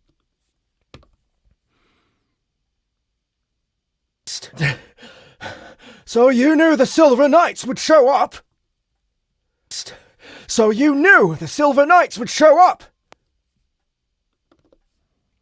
Galileo asked. He sounded slightly out of breath. It was no wonder. He'd spent about 2 months on a hospital bed, recovering from his wounds. I had a heads up. Now stop the Inquisitor's deal for a bit. I'm trying to save your life here. Cut off from the haunt, the dungeon lord doubted that he had anything in his arsenal that could deal with people capable of tanking a hit from a speeding van. Galileo took a steadying breath. Whew. Why save me? We're enemies, right? Our nations are at war. Yeah, but we have bigger concerns, don't we? Yeah, but we have bigger concerns, don't we? You mean Sephar? Ed grimaced. Although he'd fared better than the Inquisitor, his body still recalled the pain of the wounds he'd received during his first encounter with the reborn Lord Sephar. Bleh. Although he'd fared better than the Inquisitor, his body still recalled the pain of the wounds he'd received during his first encounter with the reborn Lord Sephar. As far as Ed was aware, Galio was the only light-aligned person that knew of Sephar's resurrection. What the fuck? Resurrection? As far as Ed was aware, Galio was the only light-aligned person that knew of Sephar's resurrection. Here! Ed said, as they passed a corner to arrive at a mostly empty avenue. They reached a dusty truck. A balding man was at the wheel. He wore a checkered red and white shirt and smelled of hot peppers. He regarded Ed with a cigarette-stained smile.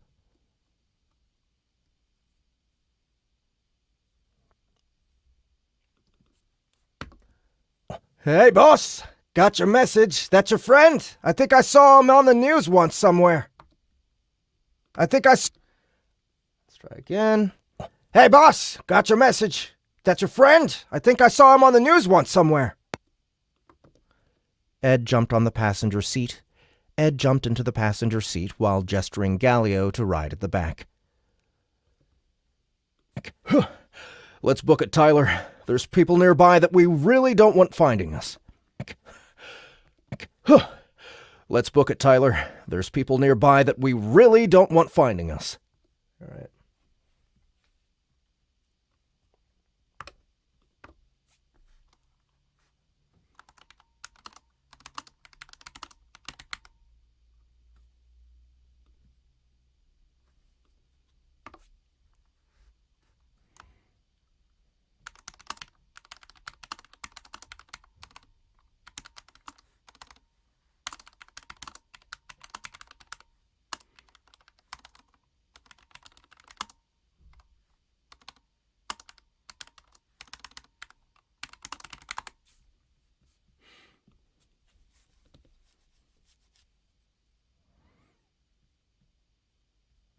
Let's see.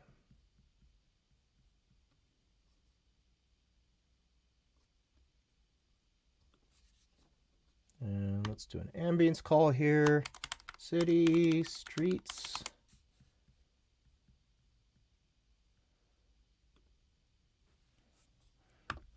Okay.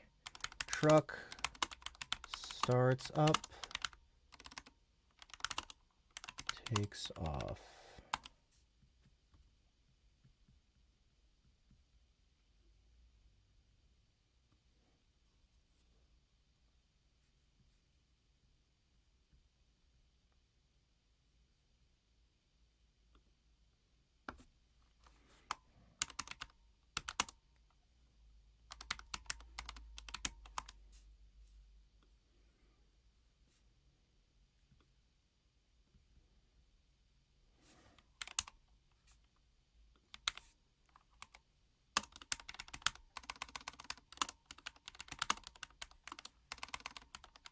Nope.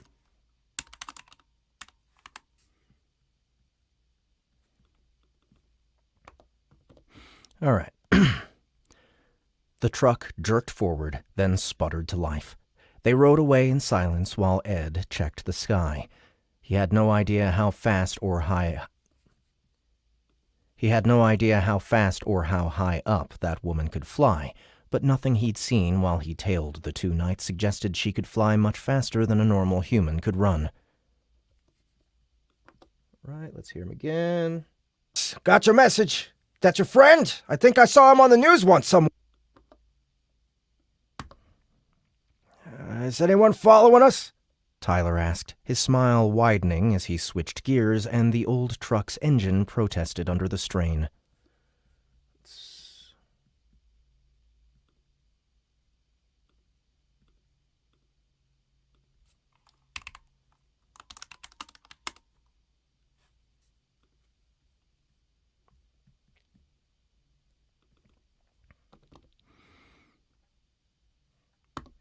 I don't mind another midnight car chase, but I promised Mom I would visit tomorrow morning. Morning. No chases this time. I hope. Ed said. I hope. He turned in his seat to look at Gallio. Those guys don't know how to drive a car, do they? Gallio, however, was gazing at old Tyler with a pale expression.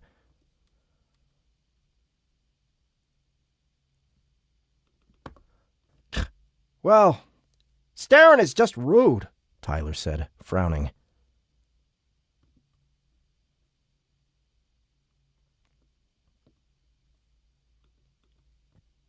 Edward,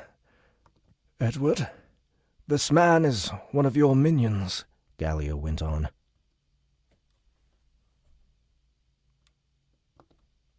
Minion? Do you mean associate? We definitely... no, that's Tyler. Minion? Do you mean associate? We definitely prefer the term associate around here. Tyler said with a chuckle. He gave Ed a worried look and pointedly avoided looking at the shotgun hidden in a compartment beneath the back seat. Ed met his gaze and shook his head once. He's not a minion. He's not a minion, Ed explained tersely. His mood was turning sour by the second, and from the looks of it, so was Gallio's. Edward, in the eyes of the Inquisition, anyone that shares ties with a dungeon lord is a minion, pact or not. You are spreading the Dark's influence on a world without the Light's support. Do you have any idea what Haligis will do once they find out? We aren't spreading anyone's influence. We work together. He lent me a hand as a favor. Ed tried to remain calm and de-escalate the situation, but he could feel his temper rising in his chest. Gallio belonged to the zealots that insisted on killing Ed's friends and family for no other reason than their association with him. Ed and the militant church had very different definitions of good and evil. Call me crazy, but I don't think you have a leg to stand on, Inquisitor. Tell me, how long until those two silver assholes start to raze this city to the ground like the Inquisition attempted to do with Undercity? Or do you do that only after conquering an entire realm under fake pretenses? Oh, I hadn't noticed. It's the hero of Undercity I'm talking with, the self-proclaimed liberator of Staravos. Lucky us that your reasons for taking over the kingdom are without reproach. By the way, do you know just how many of the Inquisitors you've killed were born and raised in Staravos? Oh, great liberator. Tyler looked at them. Boy, people these days sure take their video game lore seriously. Ed's throat had gone suddenly dry. Don't you dare claim their blood is on my hands, he told Gallio quietly. Your people started this war. Oops, no. Crap. I lost my place in the manuscript. Awesome.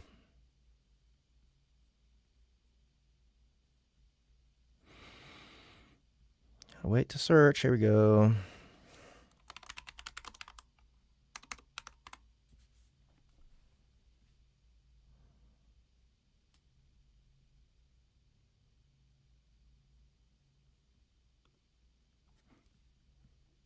Your people started this war.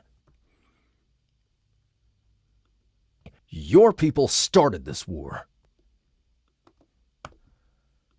And now you've brought it to your home world. The cabin of the truck slowly filled with green, eldritch light coming from Ed's eyes. Okay, you two clearly have some history, Tyler said. His eyes were glued to the wheel. Don't mind me, guys. I'm just driving. Pretend I'm not here, same as you're doing anyway. Ed took a deep breath, then blinked. The unnatural light vanished. Look, he told Gallio. Let's sort our differences later. Galio made a visible effort to relax. He sat back stiffly. It was clear he still hadn't fully recovered from the beating they'd gotten during the endeavor. Lita's mercy was a mess, he whispered. Whether to himself or to Ed, it wasn't clear. Have you figured out a way to get back home? Gods, I wish so. To be honest, my best plan so far was to wait until Ryan recovers from his wounds, then convincing him to give us a ride. Nothing else has worked. A pang of guilt stung his throat. Ryan had gotten himself into this mess, but Ed hadn't exactly helped. Thinking about that, Ryan, lying on a hospital bed, surrounded by tubes and cold machinery, helped put his temper in check. The Inquisitor let out a long sigh. Of course you wouldn't just lie low for a while. Did you build a dungeon under a hospital? No dungeons. There are no ley lines for them. No dungeons. There are no ley lines for them. None that I have found so far, he added to himself. He had certainly looked all over the place, to no avail. At least there's that, Galio said. The dungeon lord left the Inquisitor alone after that exchange. It seemed that the two of them couldn't spend anything more than a few seconds talking to one another without getting into a fight. Given their experiences, it was no surprise, really, but the animosity would surely make it harder to work together in the long term. Ed worried if he had made the right call. Galio had reasons to just sunwave his ass and be done with it, and yet without Galio's help, the Factory of Nightmares would have been in Sephar's hands right now, and Ed would probably be dead. Corgoran, Regent of Secrets, and Corgoran, I think it was. Corgoran?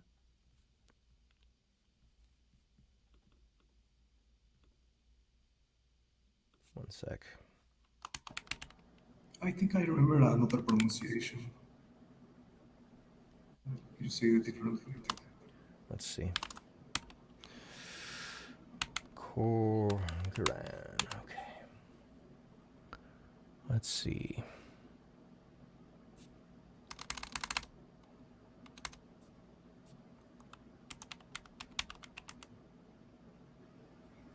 All right. This is...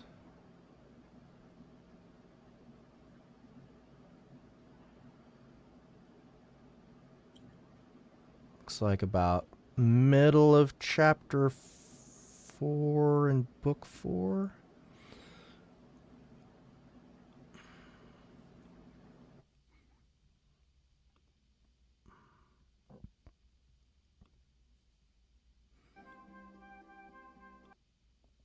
Chapter.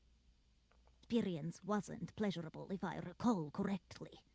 But maybe that cousin of yours wasn't as well fed as you clearly are. Shall we find out? Dorez tensed, and a part of Ed he tried to keep confined to a dark corner of his being stirred. That part wished the creature would just try its luck. The fight with the Minotaur had been the first fight where Ed had risked his life in a long while. The jolt of adrenaline surging through his veins like wildfire, the taste of sweat and blood in his mouth, his lungs burning with each mouthful of cold air, knowing each breath could be his last. The pain of being wounded, of feeling life draining from his lungs, the joy of drawing victory from the claws of defeat. Okay.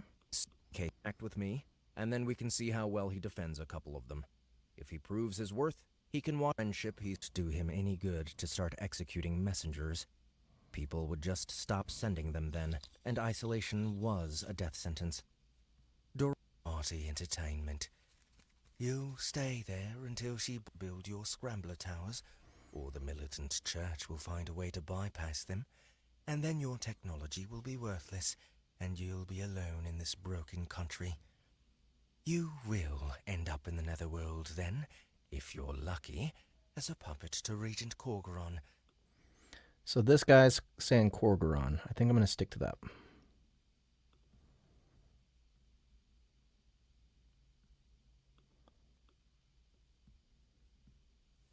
Corgoran. Were you about to say something? Not that, just that it sounded more familiar as software LitRPG.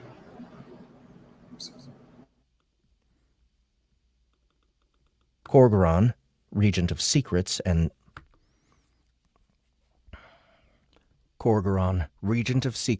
daughter of the dark god Murmur, had once shown Ed some of the probable futures in his past through an artifact known as the Shadow Tarot.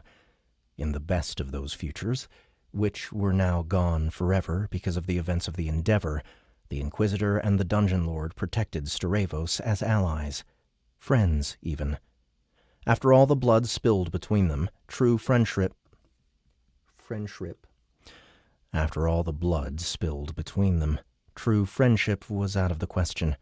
But an alliance of convenience was the only reason any of them had survived their first encounter with Sephar, and one of the first things Ed had learned as a dungeon lord was to take whatever he could get. The Silver Knights are hunting us down, he thought. In front of him, avenues passed in a blur through the dull view of a dirty windshield.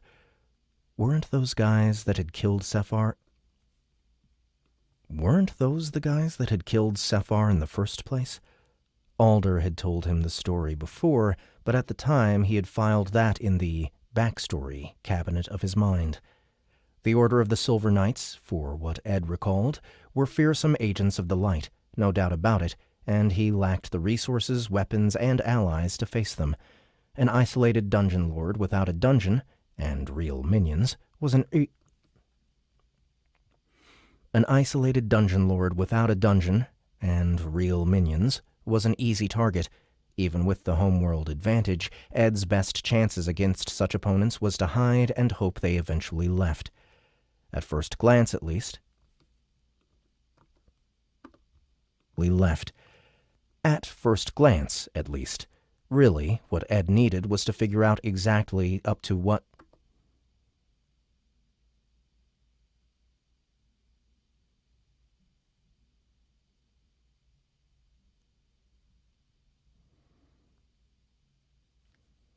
Okay. Really, what Ed needed was to figure out exactly up to what caliber of bullet those assholes could withstand. There we go. Let's go ahead and just change that real quick.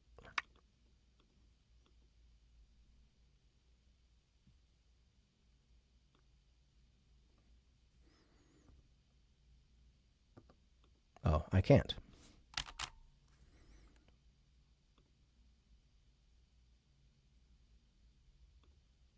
Nope, can't do it. Okay.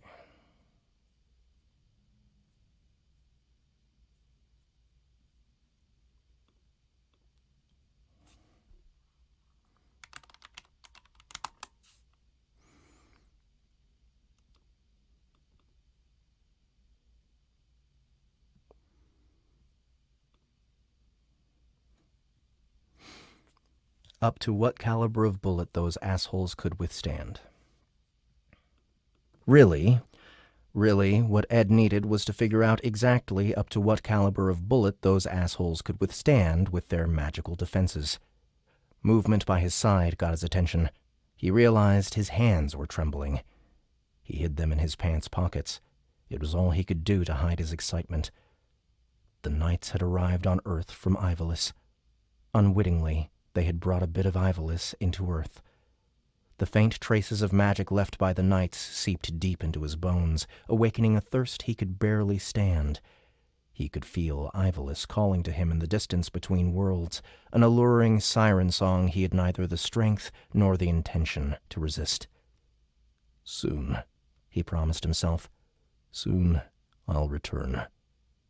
To my friends. To my home.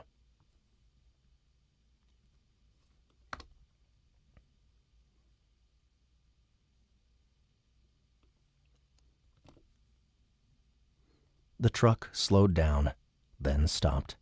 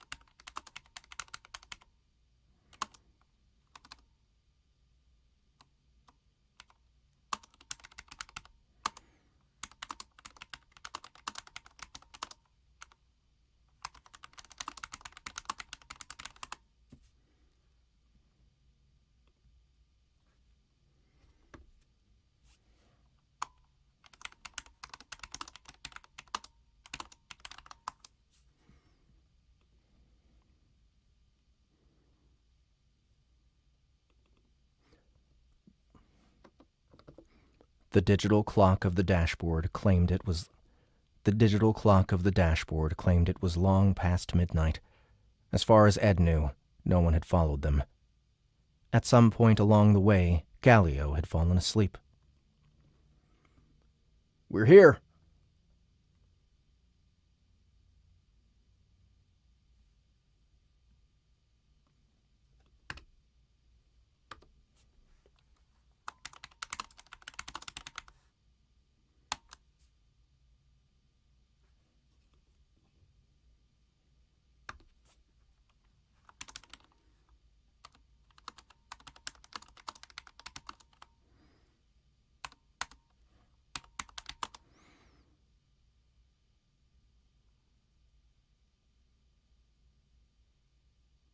All right, just looking at where they are.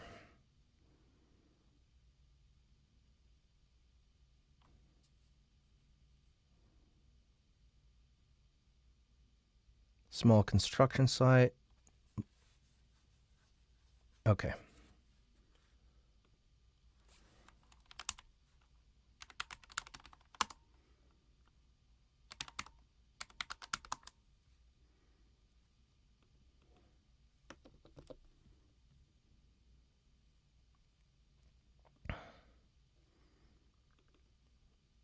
Ed told the Inquisitor as he himself jumped down. Gallio cursed under his breath, probably angry with himself at the show of vulnerability so close to the enemy. He fumbled with the door for an uncomfortable number of seconds, then clumsily got out.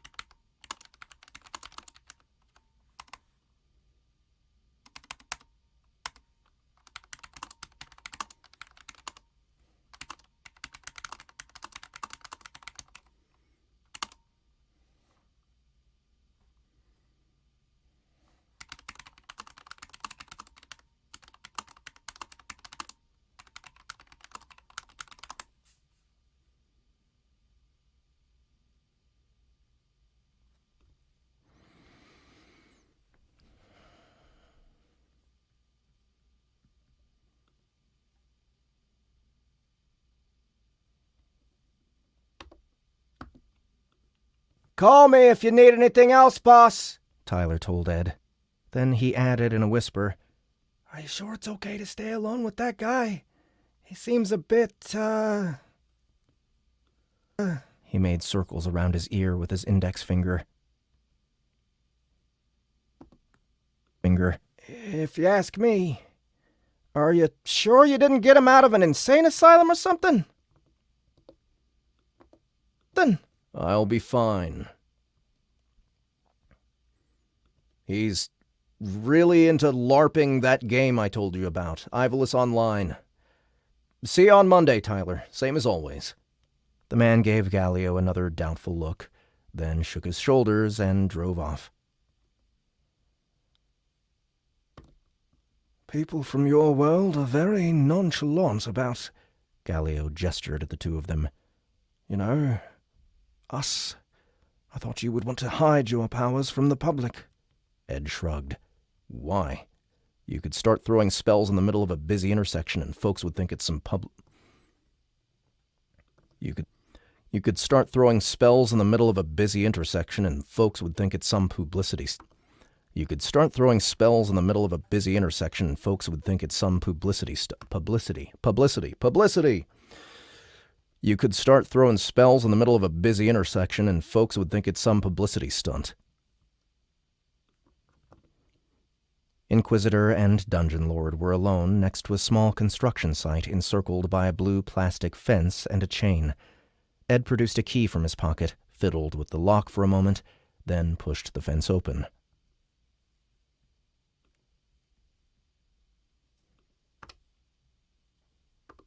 Nope.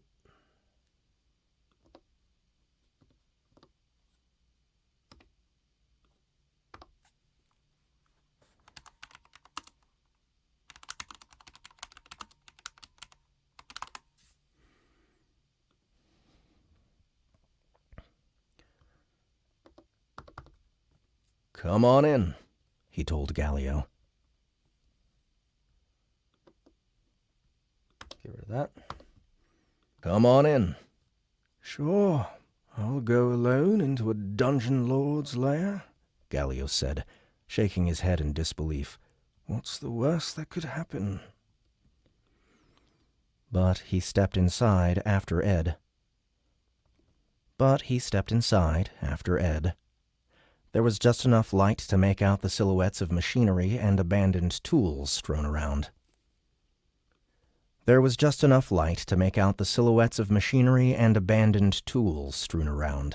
bones of a gray building about 2 stories high rose to meet them.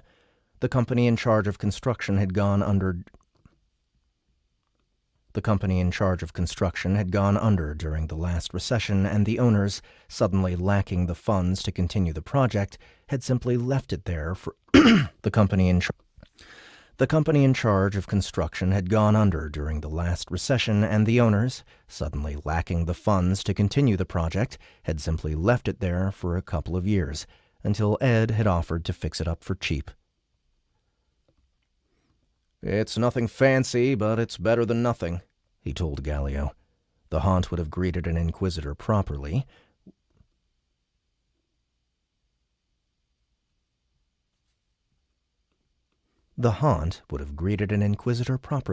With at least a couple of fireballs and traps. Instead, the interior was cramped with cables and old computers strewn along plastic desks surrounded by IKEA shelves. The walls, floor, and ceiling were bare, and a stack of pallets filled with beer bottles collected dust near a corner. Every power outlet in sight was full to the brim with extension cords in a way that screamed fire hazard. Ed flipped a switch on the wall, and a pair of dingy light bulbs bathed the place in yellowish light. There's a bunk upstairs you can crash in until we find a place for you to hide.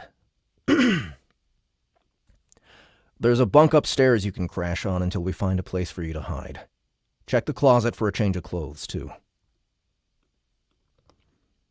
He made some space on a table, gathered a couple of plastic chairs, and headed to the tiny kitchenette near the back to make some coffee.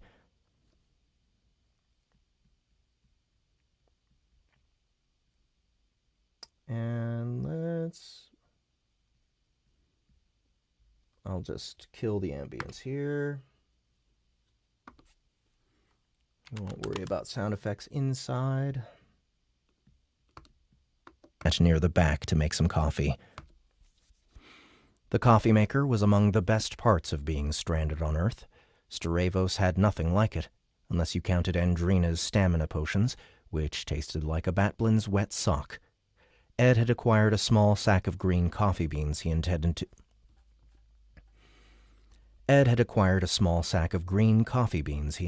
introduce to the Haunt's farms first as soon as he got back.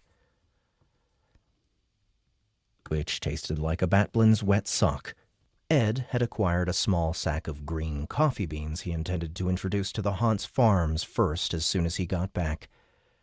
Gallio returned after the coffee was done. He was wearing an oversized wrap t-shirt and cargo shorts stained with paint. He'd also found a pair of battered running shoes, which he wore with long socks. All in all, Ed decided, the other man was doing remarkably well given the circumstances.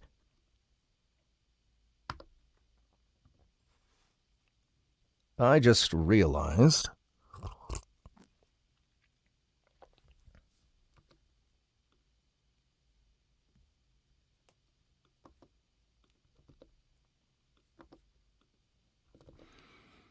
Ed said, sipping his coffee.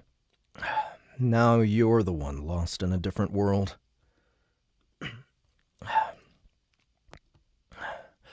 Now you're the one lost in a different world.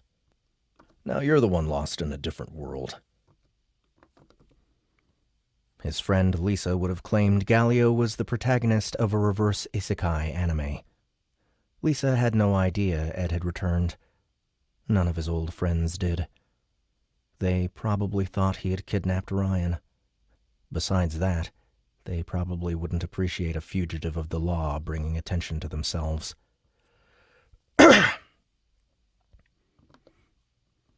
You're not as confused as I was, though. Well, that was the time. Well, there was time to do some research back in the hospital, Gallio said, taking a seat opposite Ed and examining the coffee in front of him with a dubious expression. The television in my room was an invaluable asset in my investigation. It's remarkable how the public has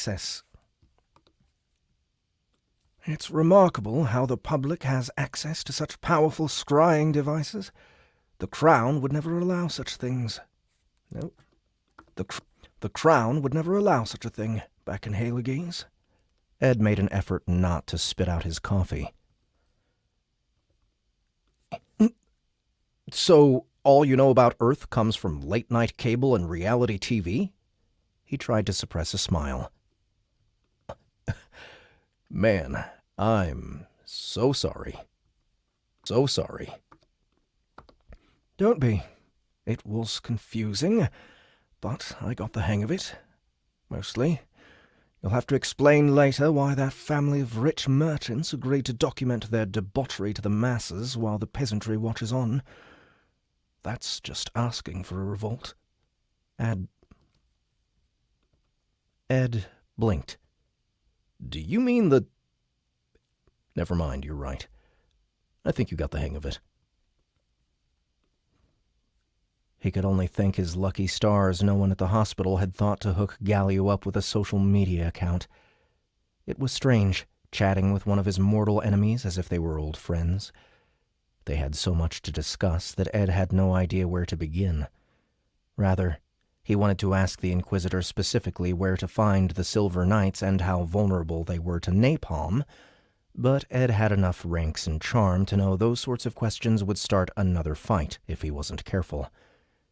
The Inquisitor was studying the corners of the place, not unlike a hound following a scent. Place is warded well enough. Place is warded well enough. He scratched a day's worth of stubble.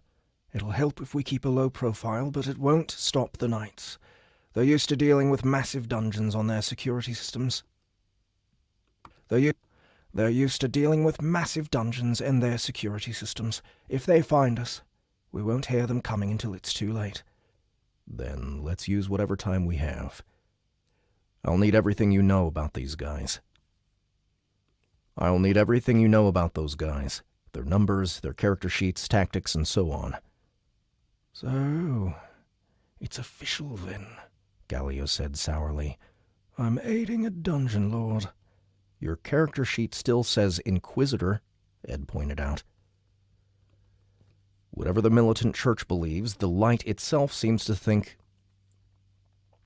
Whatever the militant church believes, the light itself seems to think that us working together is more important than following scripture to the letter. Or, more likely, the light is staying in Ivolis and hasn't had time to punish me for my sins. The second I return, I'll probably get a holy thunderbolt as a welcoming gift.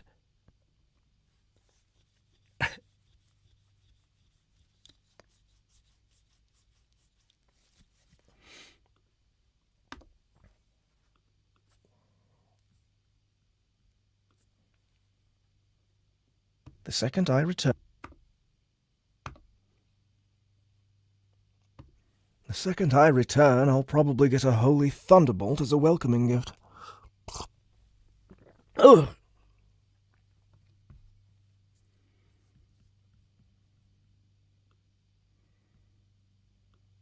The second I return, I'll probably get a holy thunderbolt as a welcoming gift.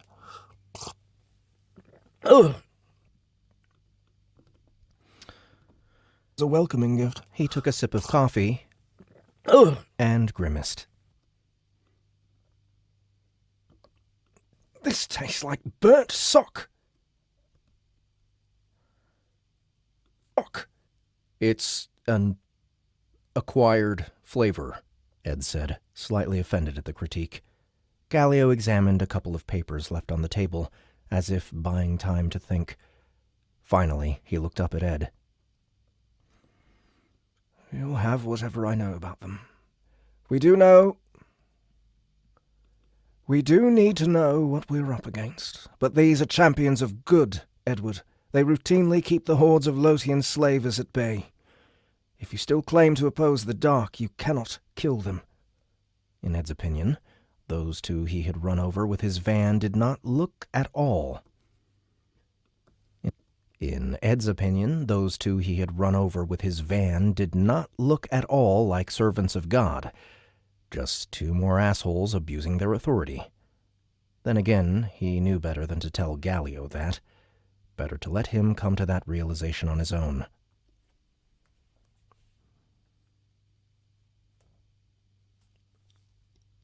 Excuse me.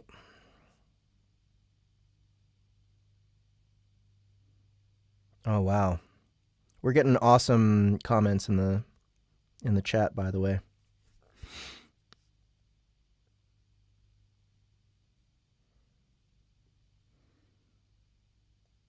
This guy says, I'm Zeus and this is the truth. Says, I'm a 13-year service veteran. I survived a rocket attack that left me with TBI and severe tinnitus. Sleeping was impossible. Then I found this series. I wish I could say how many hundreds of times this book helped me sleep and get through life. Bless both of you, and you are appreciated by people you've never met. Thank you. I am Zeus and this is the truth. It's amazing. Yeah, man. Thank you very much. Fantasy has also helped me many times in my life, take a break from stuff. I'm very glad that it has our work is helping other people. Yeah, thank you guys so much for listening. This is awesome. Appreciate it. Oh, wow, we have 20 people here, 24 likes and loves. That's amazing. Realization on his own. Good enough for now, Ed said. The fabric of his hoodie rumbled with hunger. Nibbler, his shape-changing familiar, hadn't hunted in a while. He patted the hoodie with one hand, soothing the curse wing.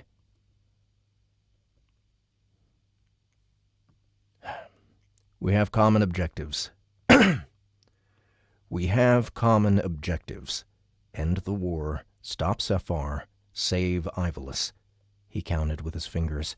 To achieve them, we must find a way back.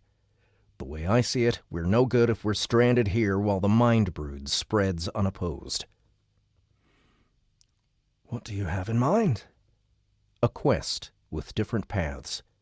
First, there's Ryan. Argent Silverblade. Argent Silverblade. Argent Silverblade. He is Heron's chosen. He is Heron's chosen, so he has the same portal magic Heron uses. He also brought us here in the first place, so having him send us back is the obvious move. Gallio raised an eyebrow. You talk about Heron as if you know him personally. Trust me, that doesn't bother you nearly as much as it does me. Ed said, summoning the boatman through a dark ritual and asking the evil demigod to return Ed to Ivolus was out of the question. Charon's attentions always had a price, and he would know Ed was desperate to return. The dungeon lord shivered at what that price would be. No, he was not that desperate yet. Going the Rhine route has a few issues. It's taking him months to heal from his injuries, and we don't know if he'll make a full recovery. Even if he does, creating another portal between worlds may be too much for him to handle. Last time he only managed to do that under Tillman's compulsion. And knowing Ryan, he may not want to help us. We can probably bypass whatever We can probably bypass whatever security his family has him under, but if he sees us coming, there's nothing to stop him from portaling a continent away. And then we'd never catch him. I'd rather not step through a portal created with the boatman's magic. At least, if we have any other choice. Magic. At least, if we have any other choice. Ed nodded. Good point. Our next option is to find an independent portal. Both Ivolus and Earth are full of stories about characters that are summoned to different realms when they stumble upon a magical wardrobe, or a mirror, or are lost in a misty forest. Some have to be based on reality. He pointed at the two of them. Reality? He pointed at the two of them. Obviously. I've been looking for leads on any magical object or accounts of people lost in another world, but so far without much luck. That was an understatement. Ed had searched all across the country for any sign of magic, any clue that could lead him to a portal. He had stumbled across a dozen different scam artists, con men, peddlers of magical pills, cult leaders, and just plain crazy people. About 1 in 100 showed some promise. An ancient shaman, a wise woman... An ancient shaman, a wise woman living alone in the outskirts of a ghost town deep in the countryside, a kid whose mother claimed he could talk to the dead. None had had anything helpful to say about world transmigration. The shaman had even recommended that Ed look for psychiatric help. After the fight for Undercity, Galio said carefully, I investigated your background. The Inquisition's archives on Earth are locked under the tightest security, so I didn't get very far. But it seems Earth has traces of magical activity dating from long before the current leading civilizations. If anything remains, it's probably hidden somewhere almost impossible to find. Ed said nothing. He knew that Galio was telling the truth, because it matched his own experience. However, as long as there was a tiny chance something or someone could get him back to Ivalis, he would keep looking. That leaves us the third option. The one faction that we know for sure travels between the worlds with any regularity. Galio stiffened. His posture was guarded, like a swordsman ready to parry an attack. Pantheon. Pantheon. The custodians of the heroes. I don't think they want to help either of us, Edward. The dungeon lord offered him his best mysterious grin. Ah, you'll want to see this. Ed stood up and headed for the nearest computer monitor.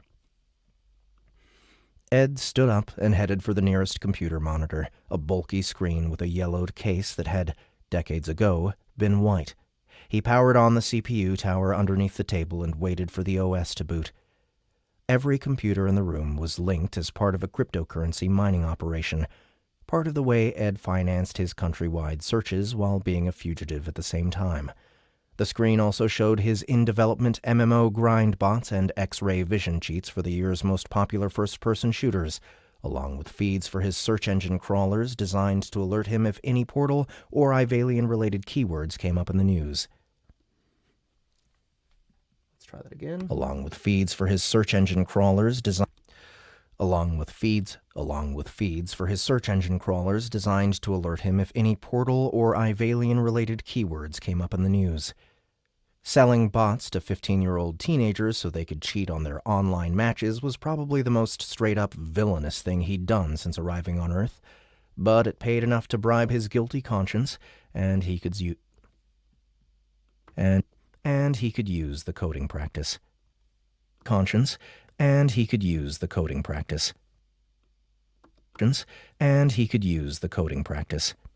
Other than his in-progress software builds, all the computers had Ivalis Online installed. Pantheon had banned his account long ago, but once in a while he managed to snag a new one from a retired player. These didn't last long without getting banned, given that he refused to kill the enemies the game threw at him. However, they were worth the weight in gold. However, they were worth their weight in gold. They were the only way he had to follow the progress.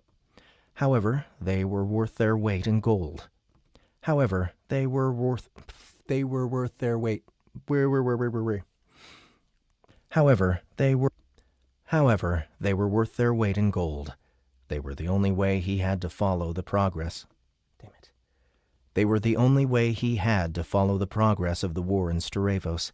He had tried to use his characters to extend messages to his friends in the haunt, but so far Pantheon had caught those accounts and banned them. In a way, the path of Dungeon Lord Edward Wright had started with Pantheon, the corporation that owned In a way, the path of Dungeon Lord Edward Wright had started with Pantheon, the corporation that owned Ivalice Online. As Ed had learned during the battle for Undercity, a summoned hero from Earth had joined forces with Haliges to beat the advance of Lady Vanes, Kale Carpadel. Nope. Carpadel. As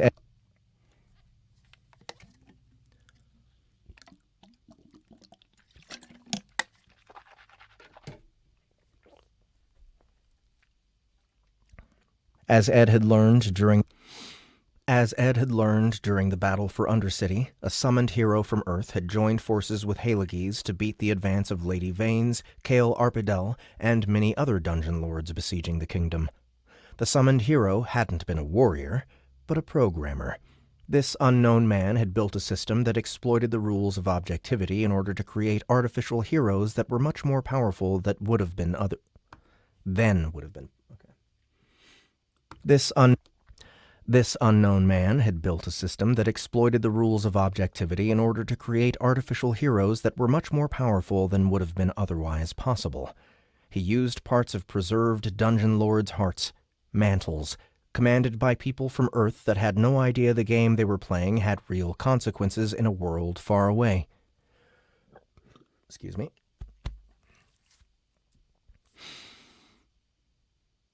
Because these players lacked character sheets and thus could gain no experience, Objectivity awarded every experience point to the mantles, as if they were newborns. And that happened at a rate much higher than a real flesh-and-blood adventurer might have earned. And that happened at a rate much higher than a real flesh-and-blood adventurer might have earned. Ed had been one of those players. Although many of the creatures he had destroyed could have been evil, he had no way to know for sure. Back then, had he run into some of the people that were now his friends and family, he would have slaughtered them without a second thought. And some of the creatures under his command, like the man-eating horned spiders, had proved that they had... And some of the creatures under his command, like the man-eating horned spiders, had proved they had the capacity to change their ways. And some of the creatures under his command, like the man-eating horned spiders, had proved they had the capacity to change their ways. Kind of. The Batblins under his care were the better example. Kleck was a loyal friend, too brave for his own good, and as resourceful as anyone. But everywhere other than the haunt, Batblins were considered annoying critters, pests whose only purpose was to feed experience points to rookie heroes and adventurers. Ed didn't blame IO's players. Ivalice Online was designed on purpose to be Ivalice Online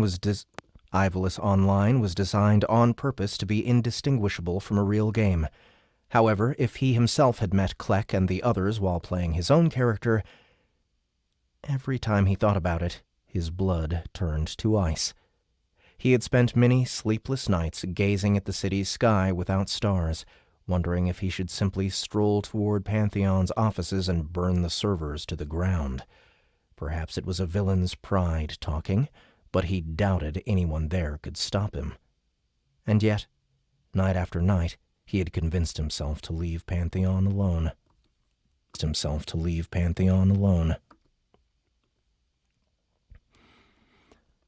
This morning, I woke up to this email, which is a sort of electronic message spell, Ed told Galio, unsure how much tech jargon the Inquisitor had soaked up while hooked up to a permanent drip of reality TV junk.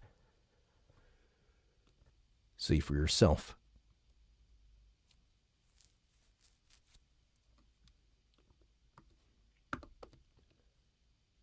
Lord Edward Wright, you don't know me, and thus have no reason to trust me, but if you care about the fate of former Inquisitor Galio of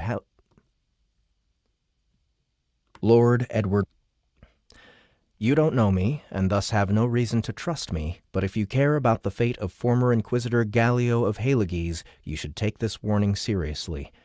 The examiners have decided that due to his association The examiners have decided that due to his association with you, he is to be taken prisoner and returned to them for summary judgment. The Silver Knights Anchel and Hosmal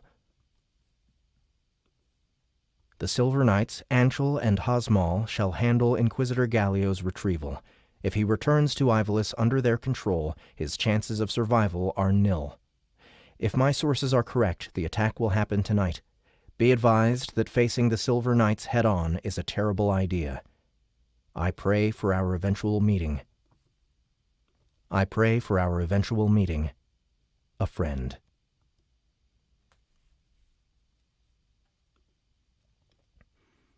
Gallio muttered under his breath as he read. This warning sounds like a trap itself, he said afterward. Yes, I thought the same, Ed admitted. So I stole a van and kept my distance from the hospital. You know the rest. Weird thing is, my original IO account is not public, so the only people that have it must work in Pantheon. Weird thing is, my original IO account is not public, so the only people that have it must work in Pantheon. Perhaps, the Dungeon Lord wondered to himself, there was more to his refusal to destroy that company. Just tonight he had discovered there was someone there, maybe someone from Earth, that knew about him. They probably knew about Undercity and the war, and if they had helped him tonight, perhaps they'd be willing to do more. So why hadn't they helped him sooner?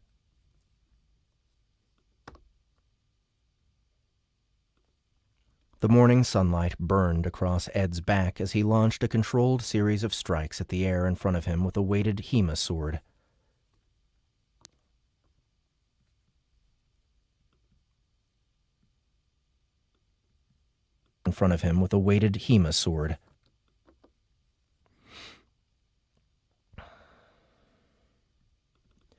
His arms and wrists burned with effort as he went through a series of parries and counterstrikes against an imaginary enemy who cared more about stances and proper footwork than anyone he'd ever fought in real life.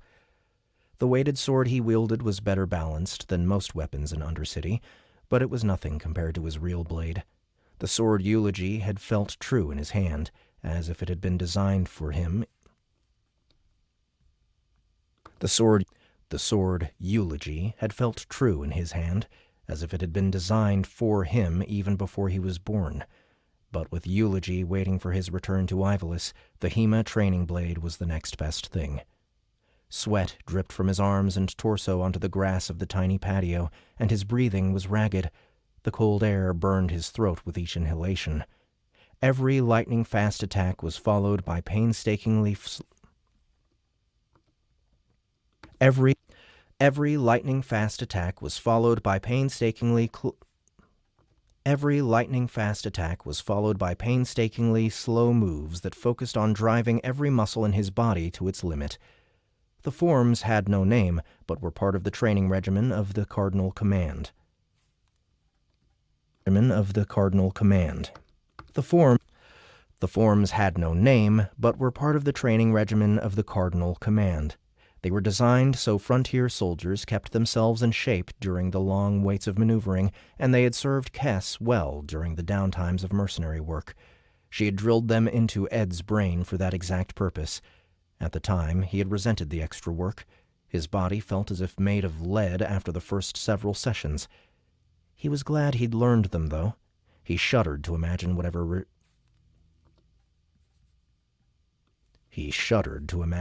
regimen Kess would have put him through if he allowed himself to get rusty.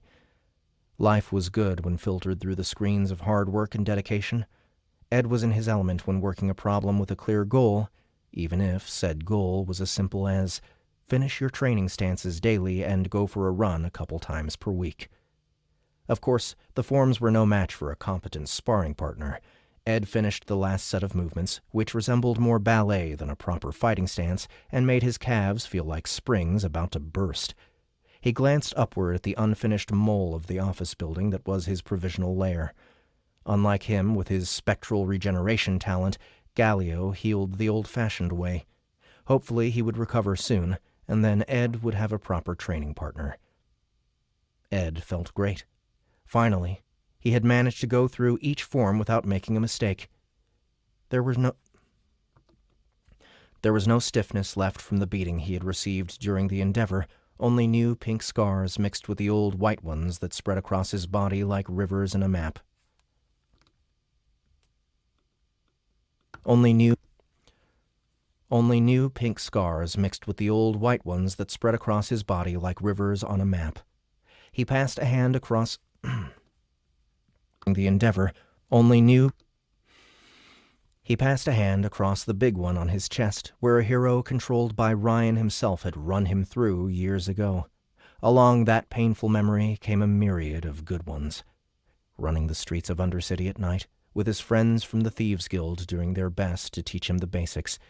He wasn't much good at stealth, but learning had been like a holiday from his administrative duties.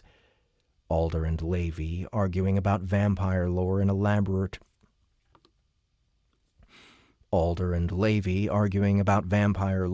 laboratory filled to the brim with cursed objects that would have made any slasher movie monster sweat their guts out.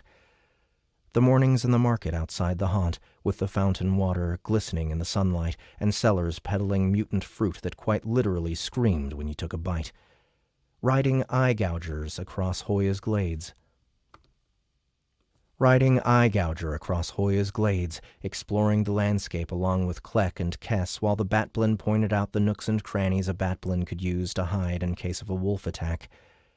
Witnessing the miracle of childbirth as hundreds of thousands of spiderlings hatched from their egg sacs, and feeling the tingling all over his body as the tiny legs ran all over him. Damn it. Witnessing the miracle of childbirth as hundreds of thousands of spiderlings hatched from their egg sacs, and feeling the tingling all over his body as the tiny legs ran all over him, the newborns drunk on life and sunlight. A dusty catacomb where cattle and locksmith strolled carelessly a few feet in front of him, looking for traps, while zombies moaned in the distance. Yeah, he mused as he walked toward his towel and a bottle of water. The scars are worth it. Yeah, he mused. The scars are worth it. After he'd climbed up and tossed on a shirt, a shadow flew above him. He raised an arm, and Nibbler the Cursewing perched itself on it.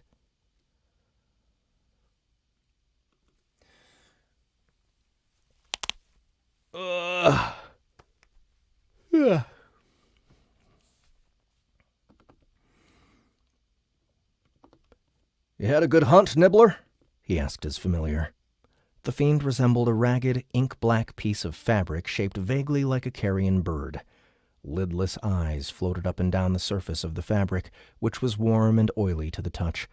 Somewhere near its middle, it had an octopus-like beak it could use. It could use to hunt as well as feed on the blood of its master for magical nourishment. For a while now, Nibbler had been Ed's only link to Ivalice, the only tangible evidence he had, other than himself. For a while now, Nibbler had been Ed's only link to Ivalice, the only tangible evidence he had, other than himself, that he had not gone crazy and imagined the whole thing. Ed himself was Nibbler's only link to its home, the Netherworld. Without the Dungeon Lord, the Cursewing would have starved long ago. They had learned to work together. Ed had already taught it to fetch. A sensation like swaying in the wind reached Ed through the telepathic bond between master and familiar. He caught glimpses of prey below, stabs of hunger, and something scurrying away, a mouse or a rat. Then came a rush in the memory as Nibbler dove for the mouse and caught it between inky talons.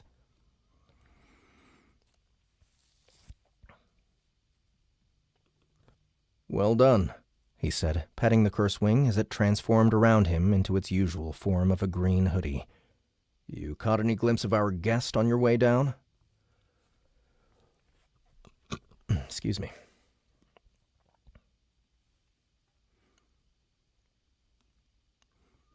The curse wing sent confusion back, then indifference. It still had trouble understanding. It still had trouble understanding complicated concepts. Ed shrugged. Galileo could use the extra sleep, and he had errands to run. The streets outside had that morning warmth that could only be found on a Sunday. Families strolled by, joggers did their thing, and the few survivors of yesterday's...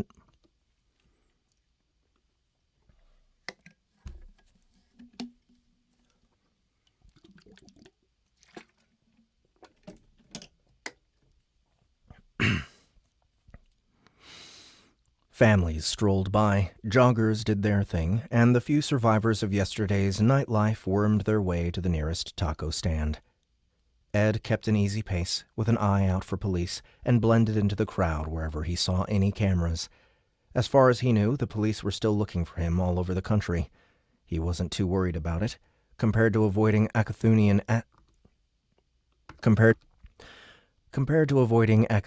assassins on a daily basis. Keeping a low profile on a city compared to avoiding Akathunian assassins on a daily basis, keeping a low profile in a city with millions of inhabitants was a cakewalk. He took a bus and pretended not to notice when an old lady switched seats to put some distance between them.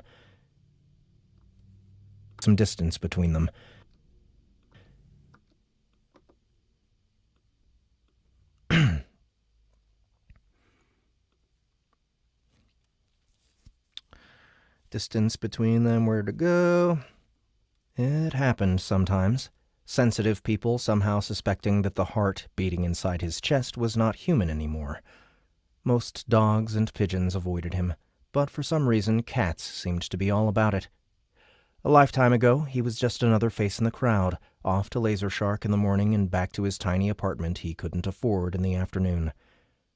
On a whim, when he was sure no one was looking, he brought up his character sheet, his eyes flashing eldritch green for just an instant. Ooh, that's a big character sheet.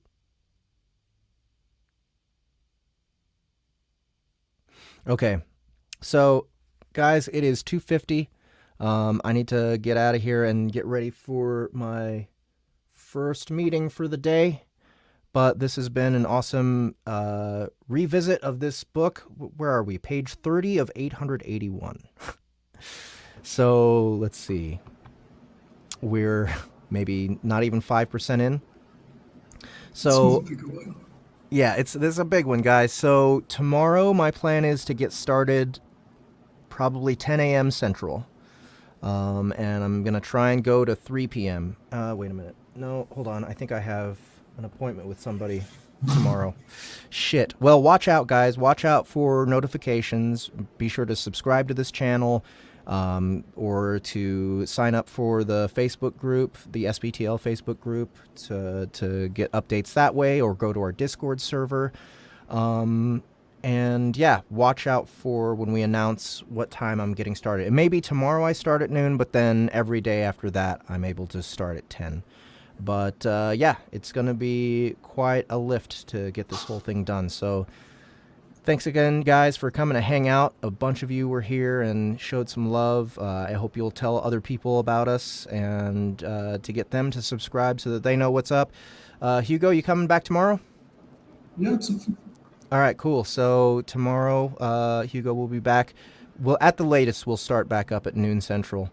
But yeah, watch out, guys. Have a good rest of your night. Hugo, thanks again for coming and hanging out, and I'll talk to you again tomorrow. See ya. Bye.